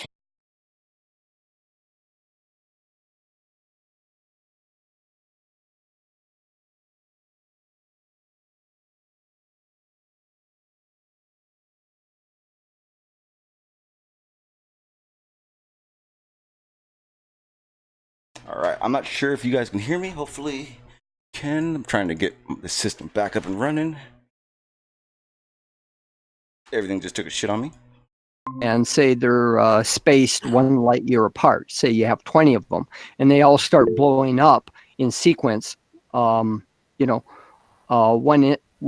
second apart. Well, you see this flash of light going across the sky. That each event is 1 light year apart, but they're occurring within 1 second of one another. That event can travel faster than the speed of light, but it's not really transmitting any information. You can have those sorts of things occurring. The whole idea with the ultimate speed limit of the speed of light is that information cannot be transmitted any faster. Why does the speed of light change over the years? Why do they keep changing? It hasn't changed. Accurate. It Just becomes the more value accurate. that we use to represent it changes because we change and the length of the meter. I would say better way of saying the it speed is itself never changes. It's just how we represent through our units of measurement. That number changes. It's just becomes more accurate. It's the best way to say it. Technology improves, becomes more accurate. Well, it's not only that. Back in 1984, I think it was, we slightly adjusted the length of the meter, so that's going to change the speed of light. We changed it so that the speed of light value in terms of the MKS systems in meters per seconds comes out to a nice round number. Okay, so rather than, instead of having 50 decimals or 50 zeros after the decimal and all that crap. Be like 3s, dude. Yeah. Well, I'm just saying. We want 0s, not 3s. No, we went from studying the stars in the solar system to try and get a grasp understanding of the speed of light all the way to what we're at now. So we just, in my very mild understanding, it's what as well as what George said, it's the method of technology and the method of measurement being used as well will obviously give you a different reading if you're doing it incorrectly. Well, but consistency is what it's like gives surveying. You're gonna get a fine and you're gonna get prior a temp. Yeah, prior to 1984, representing the speed of light in terms of meters per second had several digits past the decimal point. In fact, it never ended. And they found that they could adjust the meter by about, I think it was less than 1 part per million, and get it to come out to a nice cardinal number where it stops at the units place. It can be represented exactly. And so they went ahead and did that because the fact that you only had to adjust it, say, out of 1 part per million wasn't really going to affect everyday life and all the measurement sticks and stuff. So they went ahead and did it, even though your measuring stick, say, that you might have bought back in 1970 isn't quite accurate, but you're never going to see that. You're never going to have an adjustment of 1 part per million affecting a meter stick that you're going to use in your home or in industry. I'd just like to say to people, just keep your eye on the panel on the chat because multi-tom-tom's come in and I've got a feeling he might. He's actually he's been all right for the past few days. All right. As long as he just keeps it that way, doesn't say something stupid again. Okay. Just thought I'd put it out there. I'm watching it too now. Yeah, for everyone who had no clue what the hell was going on, my internet just took a complete crap. I had to restart everything. It's fun. Good old technology, eh? Well, basically, I was trying to explain to George how the reason why we can't detect dark matter is because it moves faster than the speed of light. Yeah, I caught that. I chalk it up to your fertile imagination. You might be right. Who knows? Isn't darkness just as fast as the speed of light? Faster. No. How can it be faster? It doesn't. Yeah. Doesn't. Well, see, you can have the alternate theory. Shadows precede light. You can have an alternative theory, since some people like alternative theories. There's no such thing as light. It's just the absence of darkness. Dick. I'm gonna use that one. I mean, there's all sorts of alternate theories saying that the constant of speed of light is not constant. It's changing. Look at what happens when the sun comes up is the light chases the darkness away. It chases the shadows away, and the shadows always get away from the light. But a shadow So isn't the darkness. shadows are clearly faster than the light. No. Shadows are not darkness. Shadows are light. Shadows, you can only have shadow if there's light. Yeah, Yeah, it's but just less light intensity. Yeah, but I like I'm channel not talking about the shadows. I'm Q's talking theory. about darkness. Yeah, I do too. I like channel. Yeah, Q dark. theory. All hell Q. Darkness and shadows are more agile than light under Q's theory here. Yes, and dark matter is moving so fast and it's so small that we can't see it, but it's there. The devil's hour, 3 George, o'clock in the morning when it's dark. Do you think that dark matter could be a particle we haven't seen before, or just its interaction before? It could be the smokeless fire that the gin are made out of. You never know. I don't even know what the hell that meant. I wonder if they could just be making shit up. Or not, because, for instance, the speed of light. We can all test it. We can test the speed of light. It's easy. You can test the fucking sun, the speed of light with the sun. Every day. Yeah, I'm not making light up. It's not like... I mean, it could be the speed of light could be constant as we observe it here, but it could there's also plenty of other Oh yeah, when gravity theories. gets put into play, I mean, there's plenty of theories that say that it's not constant on a grand scale. So wait. What it wouldn't be. Well, then that theory would not be consistent with the special relativity theory or general relativity theory. I don't know. It's current theory in particle physics. No. The invariance of the speed of light is a requirement in special relativity. That's one of the postulates. There's just two postulates that Einstein built the special relativity theory from. One is the invariance of the speed of light in all inertial reference frames, and the other is that the laws of physics are the same in all inertial reference frames. From those Okay, so according to your analogy, George, then maybe they should just call it what it is and we know everything already. I mean, they shouldn't do any more research at all. Actually, they do have a theory called the theory of everything. Max. Yeah, that's theoretical, though, that is. No, they're working on it. Well, that's what we're working on. Yeah, they're working on it. I mean, Higgs boson, they just found that at the end of everything. We know, that's all we know. So, I mean, what we go need to further, do is get right? science to figure out how to get Max to get a new mic to not be robot every time. I'd say we're about 30, 40, maybe 50 years away from the point of singularity at the rate we're going.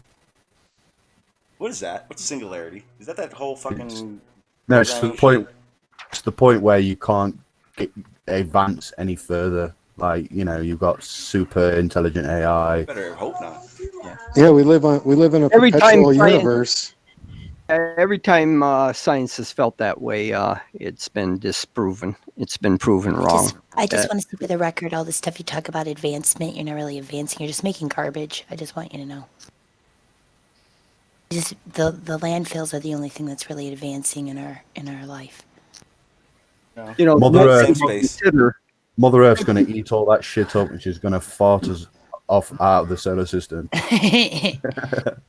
Yeah, what I like to point out to people, an interesting concept here is, you know, given the ultimate speed limit of light, or the light, you know, being the constant limiting value it is throughout the universe, means that logistically speaking, we will have no prayer of visiting other star systems. Maybe someday get to our nearest one at 4 light years away. But other than that, it's basically going to be impossible, logistically speaking, unless, and this is the big unknown, there might be some trick of physics we don't know about. Oh, like wormholes, warp holes. Drive, yeah. Oh, that's what I wanted to ask. Bending space-time to get short, yeah. For instance, the black hole. Pretty sure you guys heard of the white hole? Yeah, that's the exit of a black hole. Could gravity... how do you say that? Could it stem from that? The between... What, like the black holes, it gains so much density and so much light gravity. can't pass through it. But doesn't that mean light passes through the Yeah, other well, way? it can't escape it. You can't escape. Oh, that's what I meant. Yeah, sorry. A lot of things. It could stem Shouldn't from we all another just brain, maybe, you know? Yeah, well, the whole thing about white holes is, black holes suck in matter, and the white hole is supposed to, on the other side, spit it out into another. Is It could be Is connected. it far fetched? No, we know it's a thing of science fiction. We don't know. Well, we can't know, or we better hope we don't find out. Or I'm able to sure find there's out. somebody If with they're a out there, it's going to be an one intelligent way theory. because we haven't observed the white hole on our side anyway. Yeah, that would be awkward. We'd be seeing all the matter being shot out to us. What we'd be looking for, right? Yeah, we'd be staring at the calendar. We'd be looking for a big sprinkler system of galaxies. Yeah, you'd be looking for matter to all of a suddenly appear somewhere in the universe that just seems to be spontaneously generating. And we'd spot that within a day with the observations and the map. Shouldn't we all just wait for the next Star Trek movie and then we'll know exactly what's happening? If that's where Star you get Trek. your beliefs from. Ooh, my bad. If that's Star where you Trek's get your not- experiences from. I didn't mean to do that, Slick. Don't These jump new at Star me, man. Treks shit, by the way. These new Star Treks are shit, man. It's the old classic one. We're not even talking about Star Trek. Slick, stop being a freaking, just shut up, Slick, you dumb. I don't know why we bother with all this science I was and just education and proposing shit. a hypothesis, like Because a I theory. want to learn, Slick. Blue. Slick, what are you doing? What are you just No, sit It is so there much. listening, or you sat with your Wouldn't it be mates? so much easier to do it the flat Earth way? Just make up shit, call it a day. No, because then other shit has to. It's like lying. If you lie once, all your other lies have to match with that lie, and then you look like Nathan Oakley. Well, you just make you just make up a new one, whatever. Make shit But up. man, changing the font on everything you do is a pain in the ass. That's a wonderful thing about these people doing these live hangouts who constantly like regurgitate and lie, is that you can go back and point it out to them, because at the end of the day, when you lie, you lie that much and you lie about lies to back up the lies, and then you forget your story. Inevitably, you're going to forget that story because it's not the truth. It didn't happen. You want to know what happens? Those They lie. streams, like for instance, there's like those few 8-hour streams of flat earthers. You know what happens? They just stop talking about flat Earth. Hey, too, sometimes when people lie, they just make up dark matter to cover up for it too. That happens. Nope, it's not a lie. They would have to tell you a lie to be lying about the things they don't know much about. Yeah, they'd have to be lying about things falling down when you drop them. They'd I have to be love that lying. argument. They'd lie and tell us they knew what it was. Down is down and up is up, and it's as simple as that. They'd have to be lying about that, dude. Nobody's lying about that. Yeah, Slick. Dark matter is kind of like Bigfoot in the woods. We see the shadow, but that's about it. No, we see like the footprint, maybe. If Bigfoot is real, probably knows exactly where he is. There's no Bigfoots either. If Bigfoot was real, no, there could be. I do believe it. If it is real, I believe it would be one of these. Gigantopithecus. No, well, I can't remember the name of it, but there was 5 humanoids. What it's called? Oh, I thought you were taking the piss. No. Okay, so Gigantopithecus was a Bigfoot-like creature humanoid that was walking around in the United States. Or it wasn't the United States then, but it was about 60,000 years ago. It did a Bigfoot-like animal did exist, and then you're talking about the bonobo apes. Yes, there were 2 species that were full body head. Yeah. 2 species and of humanoids walked on 2 legs and regularly. Yes, yeah. They had communities. All 5 of these races, I'd say, if you want to call them that, or different species, whatever, had different communities, and they had wars with one another, and eventually interbred with one another, and had hybrids of Homo sapiens that and just was so advanced, like biologically. That's what they told you. You don't know that. Well, hang on. The bonobo ape is real. It's a 6 foot Yeah, I was tall going to say chimpanzee. we have fossils. Yeah, I know. We have bones, man. We have bones. No about bonobos and orangutans. Yeah, but they didn't. Wait. They didn't know about the bonobos up until about 10 years ago. At best. Damn. Maybe a little bit more because I'm old and I don't realize it. So anyway, that was just my theory. If Bigfoot's real, I think it's one of these species that didn't die out. It's going to be a Bigfoot Gigantopithecus. He's gonna make. He's a mud He's gonna fossil. look like Big Blue. Bigfoot's a look mud small. fossil. Wouldn't it be big feet? Gigantopithecus. Yes. Wouldn't it be It's a called big big feet? orangutan. It's Bigfoot. It's Big literally feet. looks He's like got one Bigfoot. foot. He's got one. Orangutan. Librarian. No, If an orangutan was No, a it's not. dinosaur, guys. It's okay. Yeah. Chicken. It's an Chicken's a orangutan dinosaur. that's about 4 feet taller. No, I'm sorry. 6 to 7 feet taller. Weighs probably about 500 pounds more. Oh yeah, and it's like a lot older. It's got big feet. And also orangutans never That's what I'm saying, Stu. That's what I'm saying. we've never had They're called big orangutans feet. in the United States or the Northern American area. Never. And he never shits in the woods. Yeah. Try to figure out why bears aren't ever. You never see bears. Want to know why? Because they eat each other and then their bones get disintegrated faster. Yeah, but you can find bear scat in the woods. You can't find yeti scat in the woods. Because they wipe their ass and flush. Bears are like rabbits. Yeah, bears are like rabbits. You know, They're not animals, man. It's kind of poop while they're going, like deers and rabbits There's do. no need to stop. Get your paws off They're me, not- you like damn dirty like ape. lions and stuff like that. They take a break to relieve themselves.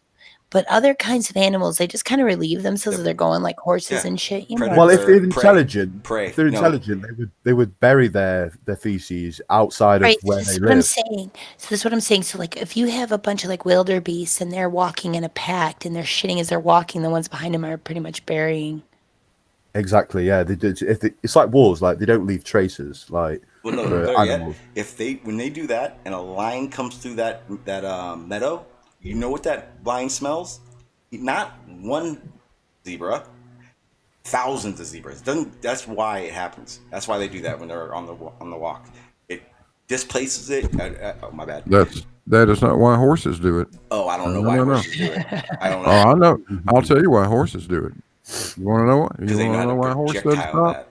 Because if they stopped, it would hold up the parade. That's why.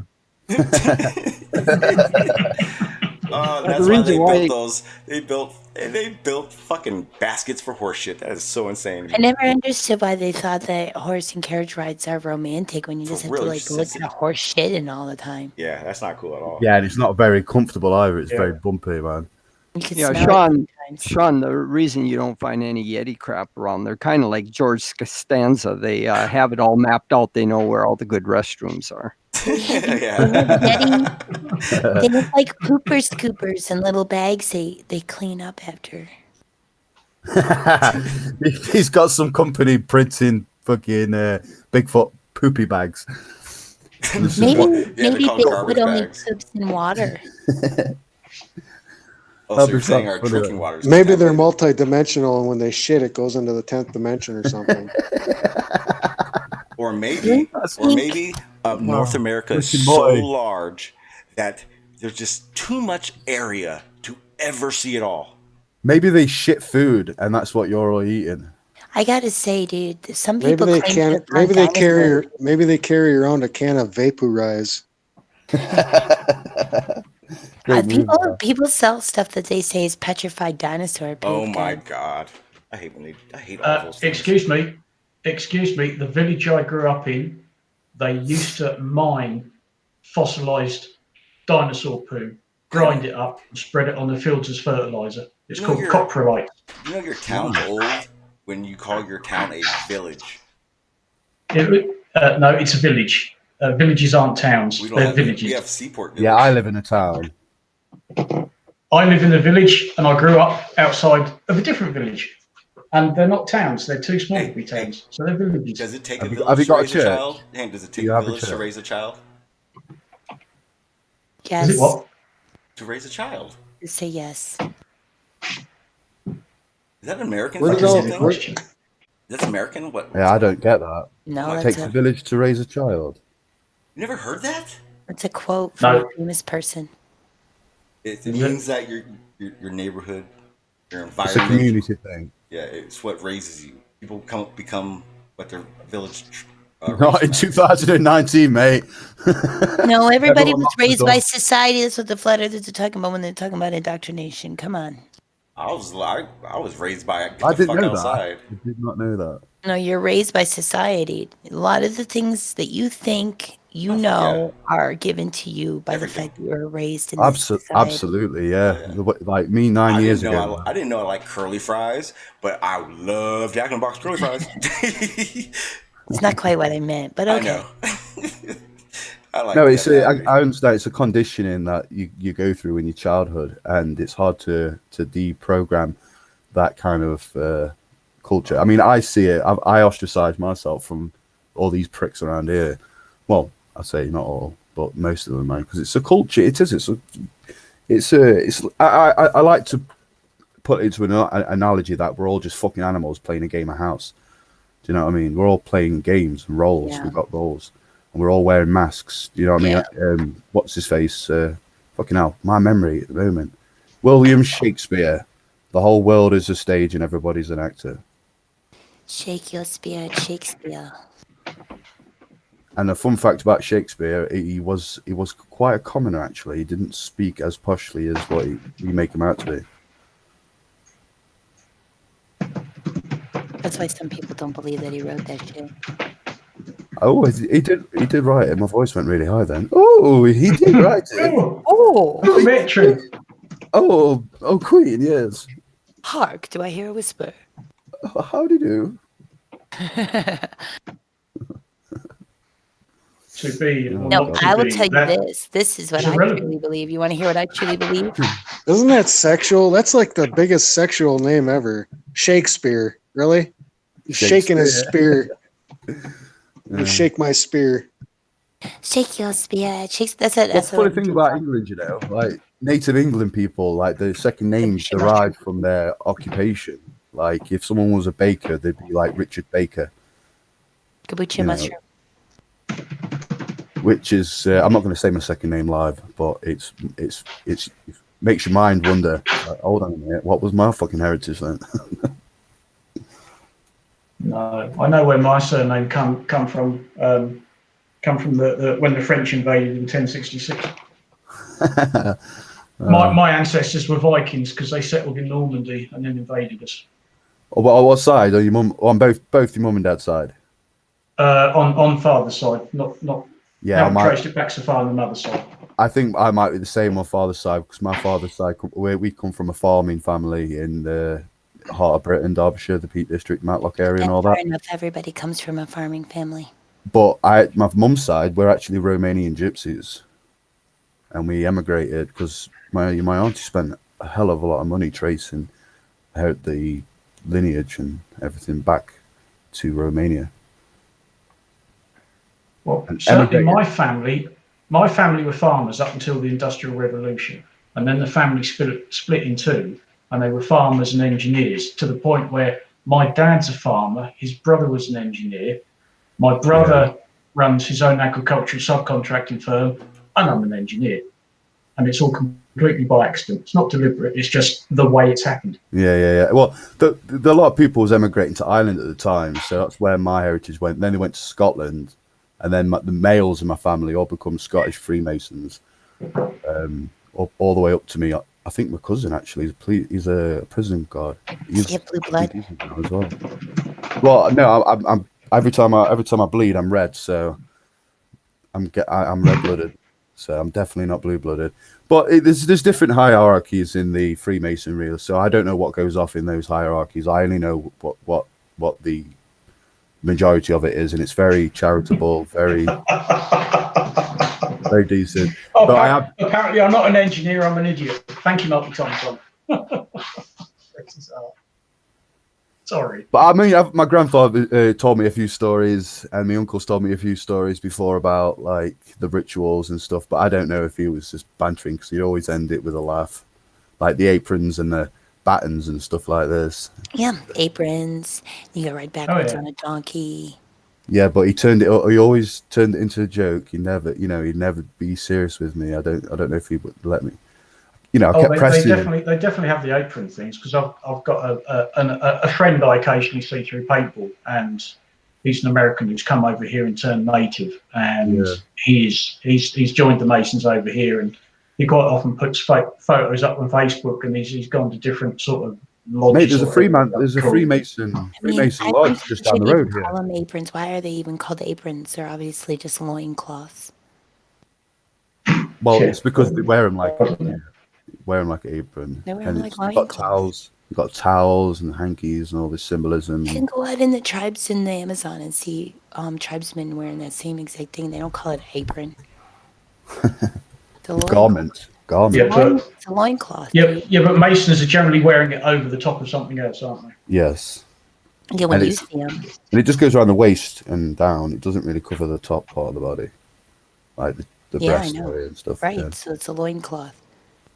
Well, it's definitely religious because you have to have a belief in a god. It doesn't matter what creator you believe in, but to be initiated into a certain rank, you have to have a belief in God, and you have to have a charity. It's all about believing in God and doing right for the world, and it's very charitable. If you look, you can do a quick Google search, and you'll see a ton of charitable things that they've done throughout history. Yeah, I know. Oh yeah, but that's why I could never be a Mason because I'm an atheist. Yeah, fuck them, mate. Well, it's as simple as that. They don't allow atheists in, do they? Well, what's a theist? A theist is someone who God. believes in one God. One God. Yeah.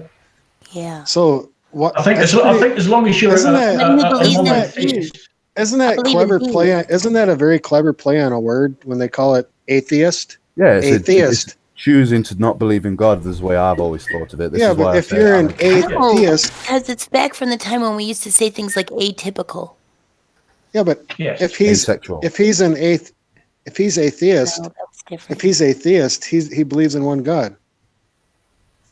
No, he's atheist, to be without Because God. you're trying to make one word two words. Stop doing What? a slick. Stop word playing wheels, man. Stop doing a rhyme. Come on, Slick, that's your cue to jump in, Atheist or Slick. Come on. atheist. You're talking about the difference between one word and two words, dude. You're not profound. Sit down. Slick, I'm opening the door wide open done. for you, and you're not coming in. He doesn't want to come in because I hear he you knows coming better. from the background there. I hear you, but they're not going to let it happen. Baby, it's cold. Yes, they're determined to make it echo chamber day, so I'm not going to bother. It's cold outside. That's why it's not coming out. He's staying where it's warm. Look at it from now on. Anytime Slick says anything, I'm gonna echo it.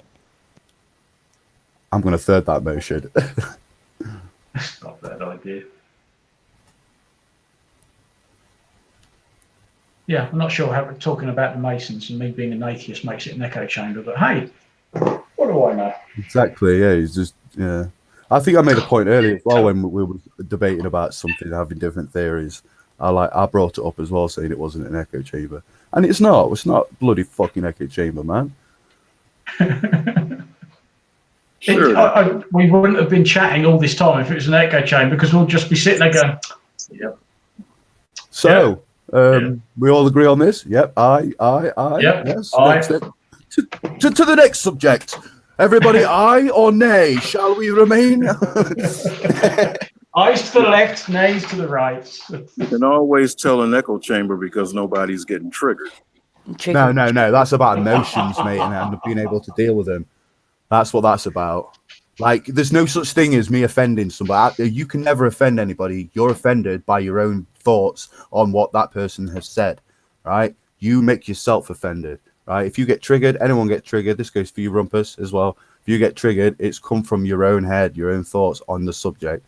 No one's insulted you. It's you've insulted yourself, man. Psychology 101, bitch. What are you talking about? Talking about. What are you talking about? What are you talking about? Your What are you echo's talking about? not very good, Q.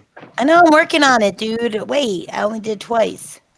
Triggering and drama, Slick, is the things that Nathan's show is made of. It's not very much fun.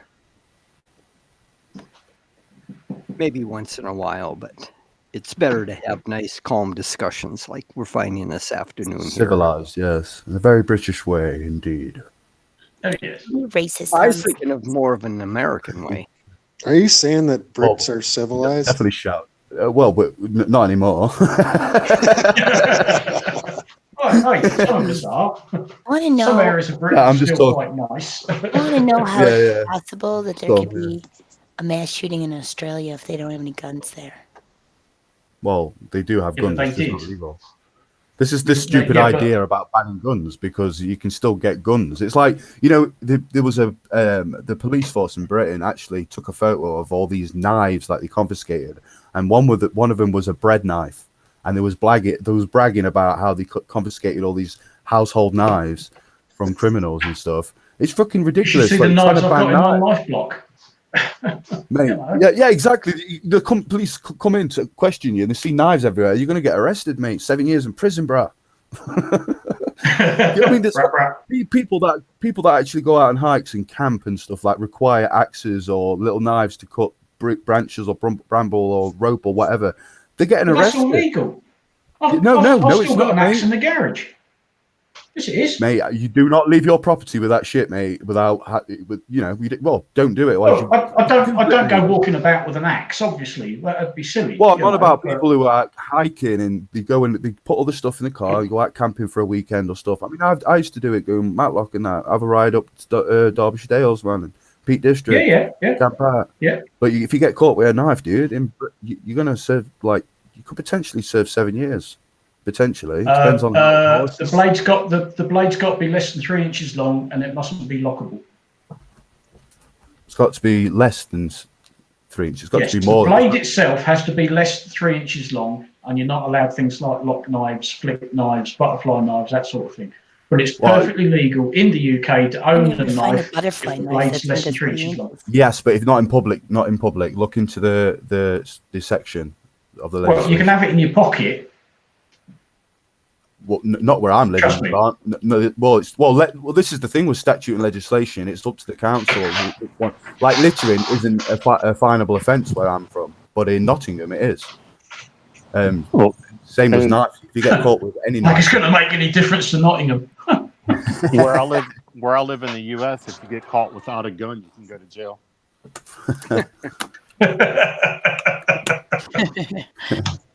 Should be where I live, if you don't have one, we just give you one. Yeah. Yeah, it's just like it's a little bit different here in the UK now, I'm afraid. Yeah, after that terrible shooting. We had 2 or 3. So can you carry? That's it. Can you carry a stick around like a baton, police baton? No, you'd probably get your collar felt for that as well. I have in the center console of my truck. I've got one of the industrial strength magnets, and I've got my pistol, or one of my pistols, stuck there to it. It's actually made for a pistol, so I can open up my console, and where your hand would naturally fall if you were to reach into the console, there's where my pistol is. It stays there. Oh. Is that locked? What do you mean locked? Is my truck locked? Yeah. That compartment, is it locked? Oh, well, no. I don't even know if it's lockable. Let me go look. It's not a safe place to keep a gun then. Every place is a safe place to keep a gun. Not between your bum cheeks, mate. You can still own guns in the UK, but it's not easy. There are so many restrictions now. I mean, you can still get a shotgun license, but if you own a pump action shotgun, it can't hold more than 3 rounds, I believe. So it's only one barrel anyway. When you live deep in the woods and your closest neighbor is 10 miles, you don't really have to worry about locking any glove compartments. Oh no, I suppose not. But yeah, we can't. But as for actual firearms, sorry. Yeah, with the shotgun in the U.S., you can have more than 3-round capacity, but you can't deer hunt, at least in Virginia, with more than 3 rounds. I have never made sense of why, but we can only hold 3 rounds if you're deer hunting. Yeah, well, I think now that is the maximum capacity in the UK for a pump action shotgun. I believe it's 3 rounds. Believe is that? Deer hunting or bird hunting, I think, Cliff. Yeah, I believe so. Yeah, quail and pheasant and things like that. You can have most people use you can over and unders. Yeah, you can have a 4-round magazine, and one in the chamber, but you got to put a plug in it so the magazine will only hold 2. Yeah, I pulled the plug out of my Remington 870, and I can hold 5 rounds. Well, and that's 5 rounds of Oh yeah, yeah. Well, That's it's 5 perfectly legal. rounds of magnums as well.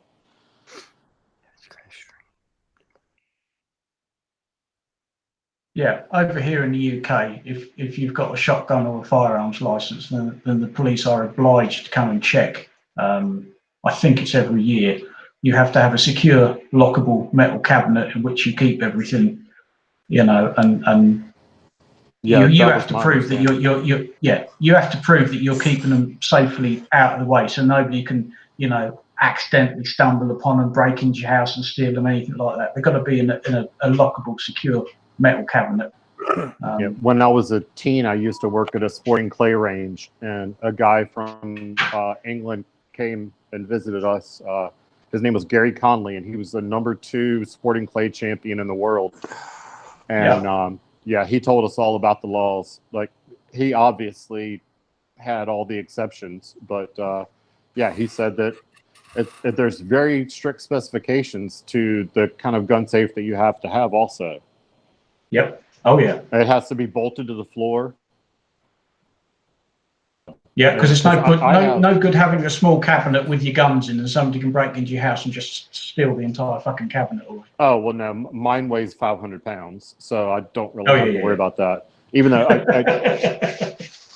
I can bolt it to the floor, but I never bothered because if I ever want to move it, I don't want holes in my floor. But no, it's 500 pounds empty, so I don't really have to worry about that. No, I can't see them getting that out in a hurry. It's you couldn't get into it with a sledgehammer and a blowtorch. You just come downstairs out of bed, just cross your arms at the top of the stairs. Go on, lads, have fun. I'll take a seat here and watch. Yeah, I don't really. I've got a nightstand, a small nightstand safe that has the fingerprints. All I have to do is touch it with my 2 fingers, and it's spring-loaded. Trap door opens. And there's that's where my Beretta M9 is in there. I'm not paranoid. I'm ready. John Wick over here. You're prepared. Yeah. Yep. Yeah. Whatever you do, don't hurt his dog. Yeah. Those who fail to plan to fail. That's it. Yeah, go for it. Boy, oh boy. Boy, oh boy, oh boy. Oh boy. Oh boy. Oh jolly good there, boy. Oh boy. What are you planning for? What are we planning for?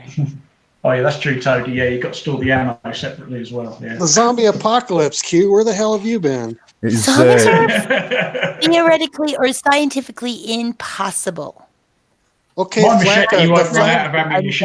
Q. The Flacca apocalypse. How's that? Okay, that one I believe. Well, you know this disease. It's coined the disease name, the African sleeping disease. Is anyone familiar with this? I think it's called parasite. I think it's called African sleep sickness. It's yes. caused by the parasite. The tsetse fly. Q, what would you do if you walked outside and there was like 10 Flaccas outside your door? Who says there's not? Well, I have to keep all these guns around because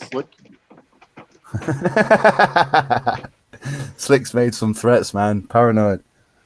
It's gone all for full John Wick. I would just take his guns from him. I could Good luck. So many different things that could just make Schrodinger's rethink his life right now, but I'm just not going to do it. Slick, have you seen Schrodinger? He's about 6'5", bald, broad-shouldered fucking lunatic with a god complex. He puts M80 firecrackers on his fucking gas meter.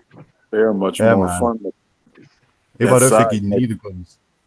That size just makes it more fun to blow away. Hey, we can't have that language, man. That blowing away. Did you just say you want to blow him? Each to their own there, Slick. Really? Well, yeah, you know. I knew the homo was going to come out, you guys, sooner or later. It was just a matter of time. Matter of time. You're the one that said it. Yep. And you didn't deny it. Go ahead. It started now. I know you can't stop. Go ahead with the homo stuff. No, we're not children. We won't go that way. What's worse, homo stuff or violence? Violence, clearly. I'm not into violence. What we do is Well, which way you want me to make it be? Your statement was, no, there's no oh, violence the at bigger all. he is, the more No, fun it is to blow him away. Would you rather that be just violence or misunderstand. What I'm homo? talking about, we just roll up I'm on asking you. you a question. I know I'm answering you. We just roll up on you, take your guns, take your home, and just throw you out. I mean, you know, it's not violent. You can leave unharmed. You just have to give up everything. Can I ask a question? Are you polite in this process at all? Like, I'm sorry, dear. What fucking world do you live in, Slick? He's a gangster. He's a G, man. Gangsters don't do that shit, dude. That's trifling, dude. You're gonna get hurt, boy. He's gonna roll on up and just take your house. That ain't gonna happen. I ain't gonna hear no from you. I'm just gonna take it from you. You ain't I don't gonna think do so. shit about that shit. You hear me, girl? Just the code of the streets. I don't think You that's gotta what's deal gonna with go it. down. You gotta deal with it and move That's to not the a world. fucking code. That's some nonsense you just spit out without thinking about it. You can either deal with it, You're or gonna move to the world. invade somebody's home and put them out on the lawn? That's what you're gonna do? Well, you give them an option. They don't have to stay on the lawn. They may have other Or family. they can run down go- to the police station and get like 20 or 30 SWAT teams to blow you away. Things ain't coming up in there like You're just that. dumb, Slick. Shut up, you're dumb. Take it easy. You get yourself triggered. Nobody's taking my What happened with socks. the cobwebs? You dumb, Slick. You dumb. You ain't gonna take nobody's house. Put them on the front lawn. That ain't happening. You dumb, Slick. I'll guard my socks with my life.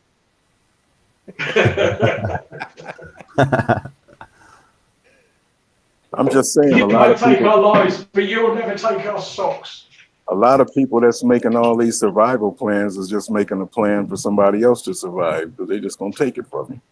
Oh, that's what you mean. I get you. Like when the apocalypse happens. So wait a minute. All the people that are making plans that they don't have nothing, they gonna roll up on somebody who has everything and take it from them with what?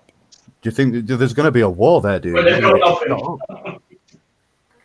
You're going to roll up in a Chevy, smash out windows. He's gonna roll up on a guy with an AK-47. He's gonna have a stick and a rock.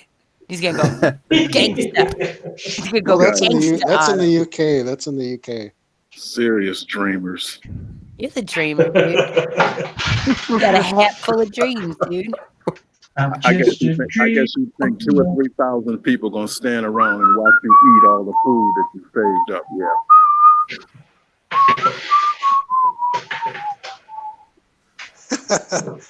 Like you better eat all your food now. Food I grows got the food that nobody likes to eat, so they won't want my food. I got fish, boys. I fish. I'm a fish eater. So I did that to satisfy Sean because he keeps moaning at me to say I eat fish. I stockpiled Twinkies. Oh, we all know Twinkies will survive a nuclear blast. I do have really good news. I just checked my mail, and I'm pre-approved for a visa. Oh, don't do it! Don't you do with it! the rest of the human you're race. finally gonna be a citizen.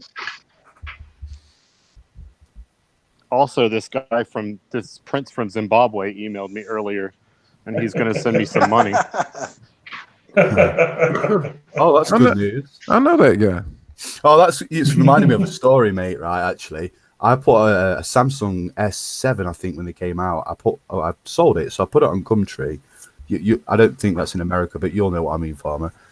Yes, I know what you mean. And I got an email from this guy saying, "Oh, I'm just popping out. I'm leaving the country, so I need it sent ASAP. Can you get it delivered to this address?" And he sent me a fake PayPal account. So I clocked onto this. So I'm at work at the time. I'm telling my boss about it, and he's taking the piss out of you, isn't he? I'm like, yeah, man, he's proper taking the piss out of me. He goes, you know what you should do? You should send him the piss. So I know it's bad, guys, but I pissed in a bag, sealed it up, and I wrote a note. I wrote a note, and I says something along the lines as, I know you're a scammer, you're a scumbag. Here's the piss you tried to take out of me. Signed, your friendly neighborhood Spider-Man.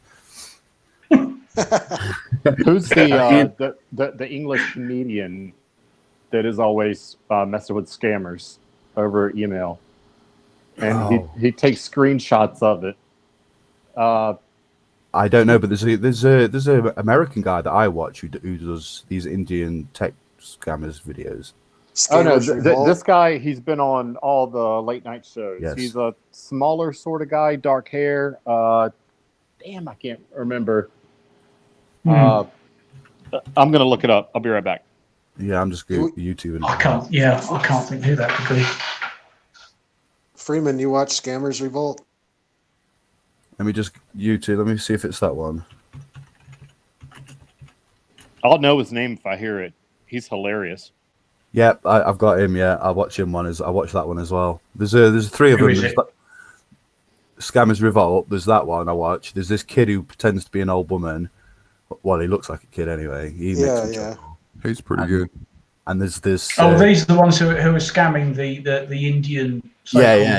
Window. Yeah, I've watched quite a few. Fucking hilarious. This one, I can't remember his name, but he puts these stupid pictures, and he always sounds like an old man, and he's got the phone stuck to his head, and he's always like, "Oh yes, just give me a minute." He's always talking like that. What's happening with Shawn? Let's see a message flash up. Oh, Kit Boga. He's good. The guy I'm thinking of is James Veith. James. Yeah, he's an English guy, and he's on a lot of late night shows. He's like a professional comedian. Oh, check him out. Yeah, I'm on his page now. No, I don't know who he is. I'm on a lot of late night shows. I'm like a professional comedian. Well, I mean, like late night TV shows, not late night YouTube hangouts. Oh. Well, he did this one. I don't know